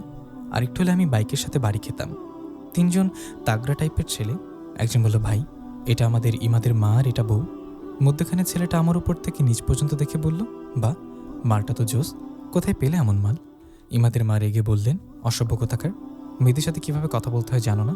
তোমার মা তোমাকে শেখায়নি? আরেকজন বলল, আন্টি আন্টি এত রাগ করছেন কেন? ইমাদের সাথে আমাদের সাকিব ভাইয়ের একটা বোঝাপড়া আছে, আর ভাবির সাথে। যদি দয়া করে ভাবিকে আমাদের সাথে যেতে দিতেন। আমি চোখ বড় বড় করে তাকিয়ে আছি, আর ইমাদের মা আমার পেছনে দিয়ে নিজের সামনে এসে, কিসের বোঝাপড়া? তোমরা সাইলেন্ট ক্লাবের ছেলে পেলে না? তোমাদের সাহস কেমনে আমার বৌমাকে নিয়ে কথা বলার? ভালো ভালো বলছি, চলে যাও এখান থেকে। মধ্যখানে জন বলল, সরি আন্টি, এই মেয়েকে তো আমাদের সাথে যেতেই হবে। ইমাদকে বলবেন, ঠিক আছে? তাদের মধ্যে একজন এসে ধরে আমার হাত ধরে টেনে নিয়ে যাচ্ছে। আমি, মা মা, এই ছাড়েন আমাকে, কোথায় নিয়ে যাচ্ছেন? ছাড়ুন আমাকে। ইমাদের মা আমাকে বাঁচাতে চাইলেও ছেলেগুলো ওনাকে ধাক্কা দিয়ে সরিয়ে দিতে উনি পড়ে যান। তারপরে ওরা আমাকে টেনে নিয়ে যাচ্ছে, অথচ এলাকার সবাই আমাকে চেনে। ইমাদের ভয়ে কারো সাহসে না আমার দিকে তাকানোর, আর সেই জায়গায় এরা আমাকে টাচও করে ফেলেছে, কেউ বাঁচাতে আসছে না। বাইকের কাছে নিয়ে ওরা আমাকে টেনে তুলছে। আমি নিজেকে ছড়িয়ে চর বসিয়ে দিলাম ওই যে সাকিব নামে ছেলেটার গালে। ছেলেটা আগুন ভরা চাহনিতে আমার দিকে তাকিয়ে উল্টা আমাকে চর মেরে দিল। আমিও রাস্তায় পড়ে যাই। তারপর সাকিবকে পেছন থেকে কিক মারলেও উল্টা পাল্টা পড়ে যায়। বা আমার হিরো দেখে এসে গেছে। ইমাদ প্রচণ্ড রেগে আছে। অ্যালোপাতারি তিনটাকে মারছে, ওর সাথে আরও কয়েকজন যোগ দিল। এতক্ষণ ভয় কেউ আসছিল না। ইমাদের মা আমাকে ধরে ধরে ওঠালেন। আমার এক পাশে দাঁড়িয়ে সব দেখছি। ইমাদের মায়ের সিন এটা প্রথম দেখছি আমি। খুব বেশি মারছে। সাকিবের হাতটা মোচড় দিয়ে দিতে বলল, তোর এত বড় সাহস, আমার বউকে টাচ করেছিস, আজ তোর হাত আমি ভেঙে দেব। সাকিব চিৎকার করতে থাকে। আরও কয়েকজন এসে ইমাদকে ধরে ফেলে, যদি সাকিব মরে টরে যায়। ইমাদ সাকিবের বাইকে লাথি দিয়ে বলল, শালা কাপুরুষ একটা, আমার সাথে লড়বি? কাপুরুষের মতো আমার পরিবারের পেছনে লেগেছিস কেন? যদি কখনো এই এলাকায় দেখি তোকে, তাহলে জ্যান্ত পুঁতে ফেলবো। ইমাদ বাসায় এসেও থামছে না। ও তো পারলে সাকিবকে মেরে ফেলবে। ইমাদের বেশি রাগ হচ্ছে সাকিব আমার গায়ে হাত তুলেছে কেন। আমি জানি ইমাদ আমাকে অনেক ভালোবাসে, ওর পক্ষে এটা মেনে নেওয়া কষ্টকর। সাকিব ছেলেটা ওদের গ্রুপের ছেলে। সাকিব আর ইমাদ ছিল মেইন লিডার। তবে তাদের মাঝে বিবাদ বাধে সেই বিষয় নিয়ে। যেখানে অন্যান্য বড় বড় নেতারা টাকা দিত, ইমাদ তা প্রায় 70% গরিবদের ত্রাণ অ্যান্ড বাচ্চাদের ফ্রি পড়ালেখার কাজে ব্যয় করত। কিন্তু সাকিবের এতে দ্বিমত পোষণ করে। ইমাদ সাকিবকে বের করে দেয়। তারপর থেকেই দুজন শত্রু। সন্ধ্যে ইমাদের বাবা বাসায় আসেন অনেকগুলো মিষ্টির প্যাকেট নিয়ে, আর ওনাকে দেখে অনেক খুশি মনে হচ্ছে। ইমাদ ইমাদ করে চিল্লাচ্ছেন, কই ইমাদের মা, জলদি এসো সবাই। ইমাদ আর ইমাদের মা গেলে উনি মিষ্টির প্যাকেট খুলে ওদের মিষ্টি খাইয়ে দিয়ে ইমাদকে জড়িয়ে ধরে। ওয়েল ডান মাই সান, তুমি যে আমাকে আজ প্রথমবার এত খুশি করেছো বলে বোঝাতে পারবো না আমি আজ কতটা খুশি। বলো তোমার কী চাই, যা চাইবা তাই দিব। ইমাদ কিছু বুঝতে পারলো না। আর ইমাদের মা, কী হয়েছে বলবে তো, আর এত মিষ্টি কেন এনেছো? ইমাদের বাবা মিষ্টি মুখে দিতে দিতে, মিষ্টির খবর তাই মিষ্টি নিয়ে এসেছি। কই আমার ইমাদের বউ, জানো তুমি নানি হতে চলেছ। না না না, নানি না, ও হ্যাঁ দাদুমণি, আর আমি দাদা ভাই। ইমাদের মা হাঁ করে আছেন, বুঝিনি এখনো। আমাদের ইমাদ বড় হয়ে গেছে, ও যে বাবা হবে। এবার ইমাদের মা কিটকিটে হেসে উঠল, সত্যি বলছো? ইমাদকে জড়িয়ে ধরল ওর মা। আর আমি উপর থেকে সব দেখছি। ওদের কথা শুনে আমি জাস্ট স্ট্যাচু হয়ে গেছি। এসব কি বলছে? ইমাদের মুখেও হাসি। এরা একে অপরকে মিষ্টি খাইয়ে দিচ্ছে। ইমাদের বাবা রিপোর্ট ইমাদের মায়ের হাতে দিয়ে বলল, অনেক কেয়ারফুল থাকতে হবে, তারপর নিজের খেয়াল রাখতে হবে। ইমাদ খুব বেশি করে বৌমার খেয়াল রাখবে। ইমাদ মাথায় এসে নাড়িয়ে সায় জানালো। হঠাৎ উপরের দিকে তাকাতে আমার চোখ পড়ে যায়। হাসিটা মুছে যায় ওর মুখ থেকে। আর আমি রুমে চলে আসি। পেটের ওপরে হাত রেখে, এটা কি হয়ে গেল? এত তাড়াতাড়ি আমার না হলেও পারত। এখনও আমারই ইমাদের সম্পর্ক ভালোভাবে ঠিক হয়নি এর ভেতরে বেবি। ইমাদের বাবা নিজে গিয়ে আমাদের বাসায় মিষ্টি দিয়ে এলো, আর আব্বা আম্মুকে খুশির খবরটাও দিল। ইমাদ রুমে এসে চুপ করে আমায় দেখছে। আমি জানি ও কিছু বলতে চাইছে, কিন্তু বলতে পারছে না, কারণ এখনও নিজেকে দোষী ভাবে। ও মনে করে আমি ওকে ভালোবাসি না, আর ওকে স্বামী হিসেবে মেনে নিতে পারিনি। কিন্তু কি করে বলি যে আমি ওকে নিজের অজান্তে কখন ভালোবেসে ফেলেছি? আমাকে নিয়ে ওর পাগলামি শুরুগুলো, আমাকে নিয়ে বাড়াবাড়ি, এসব আর এখন বিরক্ত লাগে না, বরং ভালোই লাগে। দুজন দুপাশে বসে নীরব হয়ে আছি। কখনো বা দুজনের চাহনি মিলে যাচ্ছে। পরদিন আম্মু আব্বু আমায় দেখতে এলো। তারা তো খুবই খুশি। ইমাদের বাবা মা তো যেন খুশিতে আটখানা। আমার এত কেয়ার নিচ্ছে যা ভাবার নয়। ইমাদও কম করছে না, এটা ওর প্রথম বেবি, তাই ওর সামনে স্বাভাবিক হয়ে থাকি। ও আমার অনুমতি নিয়ে পেটে কান পেতে শুনে বেবির হার্টবিট, পেটের ওপর হাত রেখে তার কি অনুভব করে। আমার অনেক ভালো লাগে। বেবিটা আস্তে আস্তে আমার মধ্যেই বেড়ে ওঠে, আর বাসার সবাই কেয়ারিংটাও। ইমাদ তো আমাকে কাজ করতে দেয় না। হঠাৎ একদিন ফোন এলো, ইমাদ হসপিটালে, অ্যাক্সিডেন্ট করেছে। আমার যে কী অবস্থা, ভালোভাবে হাঁটতে পারছি না। কিন্তু খবরটা শুনে আমার মাথায় আকাশ ভেঙে পড়েছে। আমি অনাগত সন্তানের বাবার যদি কিছু হয়, তাহলে আমি তাকে কী জবাব দিব? না পারিনি নিজেকে আটকাতে। ওই অবস্থায় হাসপাতালে চলে গেলাম। কিভাবে যে ছুটে গেছি নিজেও জানি না। মনে হচ্ছে আমার শারীরিক কষ্ট থেকে মনের কষ্টই বেশি ইম্পর্টেন্ট। যদি ইমাদের কিছু হয় আমি মরে যাব। জানি না এত ভালোবাসা কিভাবে হয়ে গেল। রিসিপশনে ওর নাম বলতে কেবিন নাম্বার বলল। উফ, তাড়াতাড়ির মধ্যে কোনো কিছু হয় না। লিফট আটকে আছে, নিচে আসতে দেরি হচ্ছে। ইমাদের কেবিন 3 তলায়। এমন অবস্থা নিয়ে আমি সিঁড়িতে উপরে গেলাম। নিজের প্রতি কোনো খেয়াল নেই আমার। শুধু জানি ইমাদকে দু চোখ ভরে দেখতে হবে। কেবিনের দরজা খুলে ইমাদকে দেখে নিলাম। ও ঘুমাচ্ছে, হাঁপাচ্ছে আমি। এতক্ষণে খবর হয়ে গেছে আমার। পেটে ব্যথা হচ্ছে, তারপরও মনে শান্তি লাগছে ইমাদ সুস্থ আছে। ধীরে ধীরে ওর কাছে গেলাম। চোখ দিয়ে পানি পড়ছে আমার। কত নিষ্পাপভাবে ঘুমাচ্ছে। কত কষ্ট দিয়েছি মানুষটাকে, যে মানুষটা আমাকে তার নিজের চাইতেও বেশি ভালোবাসে। আমার জন্য দিদিবার মরতে বসেছিল। ফুপিয়ে কাঁদছে আমি ইমাদের হাত ধরে। মনে মনে আল্লাহকে বলছে, হে মহান রব্বুল আলামিন, আমার অনাগত সন্তানের বাবাকে তুমি বাঁচিয়ে দাও, সুস্থ করে দাও। আমার চোখের পানি ফোটে আমাদের হাতে পড়ল। ওর মাথায় আর পায়ে ব্যান্ডেজ করানো, হাতে স্যালিন লাগানো। ইমাদকে দেখে অশান্ত মনটা শান্ত হলো। ওর হাত ছড়িয়ে আসতেই ইমাদ আমার হাতটা শক্ত করে ধরে ফেলল। আমি পেছনে ফিরে দেখেও চোখ খুলেছে। চুপি চুপি এসে চুপি চুপি চলে যাচ্ছে কেন? বেবির মা আর বিবি দুজনেই কি আমায় ভালোবাসে না? আমি চুপ করে আছি, মাথা নাড়িয়ে জবাব দিলাম, বাসি না। ইমাদ মুচকি এসে, তারা তো কষ্ট করে এখানে ছুটে এসেছ, এর জবাব কি তোমার কাছে আছে? আমি চুপ করে নিচের দিকে তাকিয়ে আছি। ইমাদ আমাকে ওর কাছে টেনে নিল। ভালোবাসো না আমায়? আমি প্রথম মাথা নেড়ে না বললাম, পরে ওর দিকে তাকিয়ে হ্যাঁ বলে ওর বুকে মুখ লুকালাম। ইমাদ অ্যাক্সিডেন্ট করে ওর গায়ে ব্যথা ছিল। ও আঁক করে উঠলে আমি সরে গিয়ে বললাম, ইমাদ, তাহলে এতদিন পর হলুদ পাখিটা আমার খাঁচায় বন্দি হলো। এখন থেকে আমি আর তুমি আমরা এইভাবে থাকবো। আমার হলুদ পাখিটাকে আমি কখনো কষ্ট দিব না। তুমি কিন্তু কষ্ট দিবা না, বুঝলে? ইমাদের মা বাবা, আমার আব্বা আম্মু সবাই এলো। ওরা আমাকে এখানে দেখে অবাক, কারণ ওদের আগে এসে গেছি আমি। তারপর ইমাদ সুস্থ হলে আমাকে বাসায় নিয়ে আসি। আমাদের দুজনের সুখের সংসার শুরু হয়। বেবির বাহানা দিয়ে ইমাদকে কত কি করে আমি, ও কখনো নিষেধ করে না। যখন আমার খুব ব্যথা লাগে ইমাদ সবসময় আমার পাশে থেকে আমার যত্ন নেয়। আমার যা করতে মন চায় তাই করতে দেয়, আমার অনেক খেয়াল রাখে। তারপর হঠাৎ একদিন আমার খুব পেইন ওঠে, আমাকে হসপিটালে নিয়ে যায়। ইমাদ তো আমার চিৎকার শুনে কাঁদছিল। আল্লাহর কাছে মোনাজাতে বলেছিল বেবি আমার আর যাতে কিছু না হয়। অনেক পেইন সহ্য করে আল্লাহর রহমতে শেষে আমার টুইন বেবির জন্ম হয়েছে, একটা ছেলে আর একটা মেয়ে। ইমাদ খুশিতে পাগল প্রায়। আর ইমাদের বাবা মা যেন স্বর্গ পেয়েছেন। ইমাদ বেবিদের নাম নিজে রেখেছে। ছেলের নাম সিয়ামা আর মেয়ের নাম ইমিশা। ফার্স্ট অক্ষরগুলো আমাদের সাথে মিলিয়ে দুইটা বেবি সামলাতে আমাদের হিমশিম খেতে হচ্ছে। ইমাদের মা আর ইমাদ অবশ্য হেল্প করেছে, তারপরও দুইটা খুব জ্বালায়। ছেলেটা বেশি জ্বালায়, তাই আমি রেগে বলি, বাবার ছেলে বাবার মতো হয়েছে, দেখতো আমার মেয়েটা আমার মতো কত শান্ত। তারপর ইমাদ মুচকে এসে বলে, দ্বিতীয়বারে যে দুইটা আসবে দুইটাই তোমাকে আরও বেশি জ্বালাবে। আমি অবাক হয়ে বললাম, আরও দুইটা? এই দুইটা আমাকে শেষ করে দিচ্ছে আর তুমি বলছো কিনা আরও দুইটা? দাঁড়াও, তোমার মজা দেখাচ্ছি আমি। ইমাদকে বালিশ দিয়ে মারছি, আরও আমার থেকে বালিশ কেড়ে নিয়ে আমাকে কাছে এনে বিছনায় শুয়ে দিয়ে আমার ঠোঁটে হালতো করে চুমু দিল। জীবনটা যে এত সুন্দর আগে জানতাম না। তোমাকে না পেলে আমি অপূর্ণতায় থেকে যেতাম। তুমি এসে আমার জীবনটাকে পূর্ণ করে দিলে। আমি ইমাদের চুলে হাত বুলিয়ে, আর তুমি আমার জীবনটাকে অনেক বেশি ভালোবাসি তোমাকে ইমাদ, অনেক বেশি। দেখো না ভালোবাসায় কত জোর করে এরকম টুইন বেবি নিয়ে এসেছি। এবার যদি আরেক দফা টুইন নিয়ে আসি তাহলে? আমি ইমাদের হাত থেকে নিজেকে ছাড়ানোর ব্যর্থ চেষ্টা করে থাকি। আচ্ছা, তাই বুঝি আপনার মতলব তাহলে এই?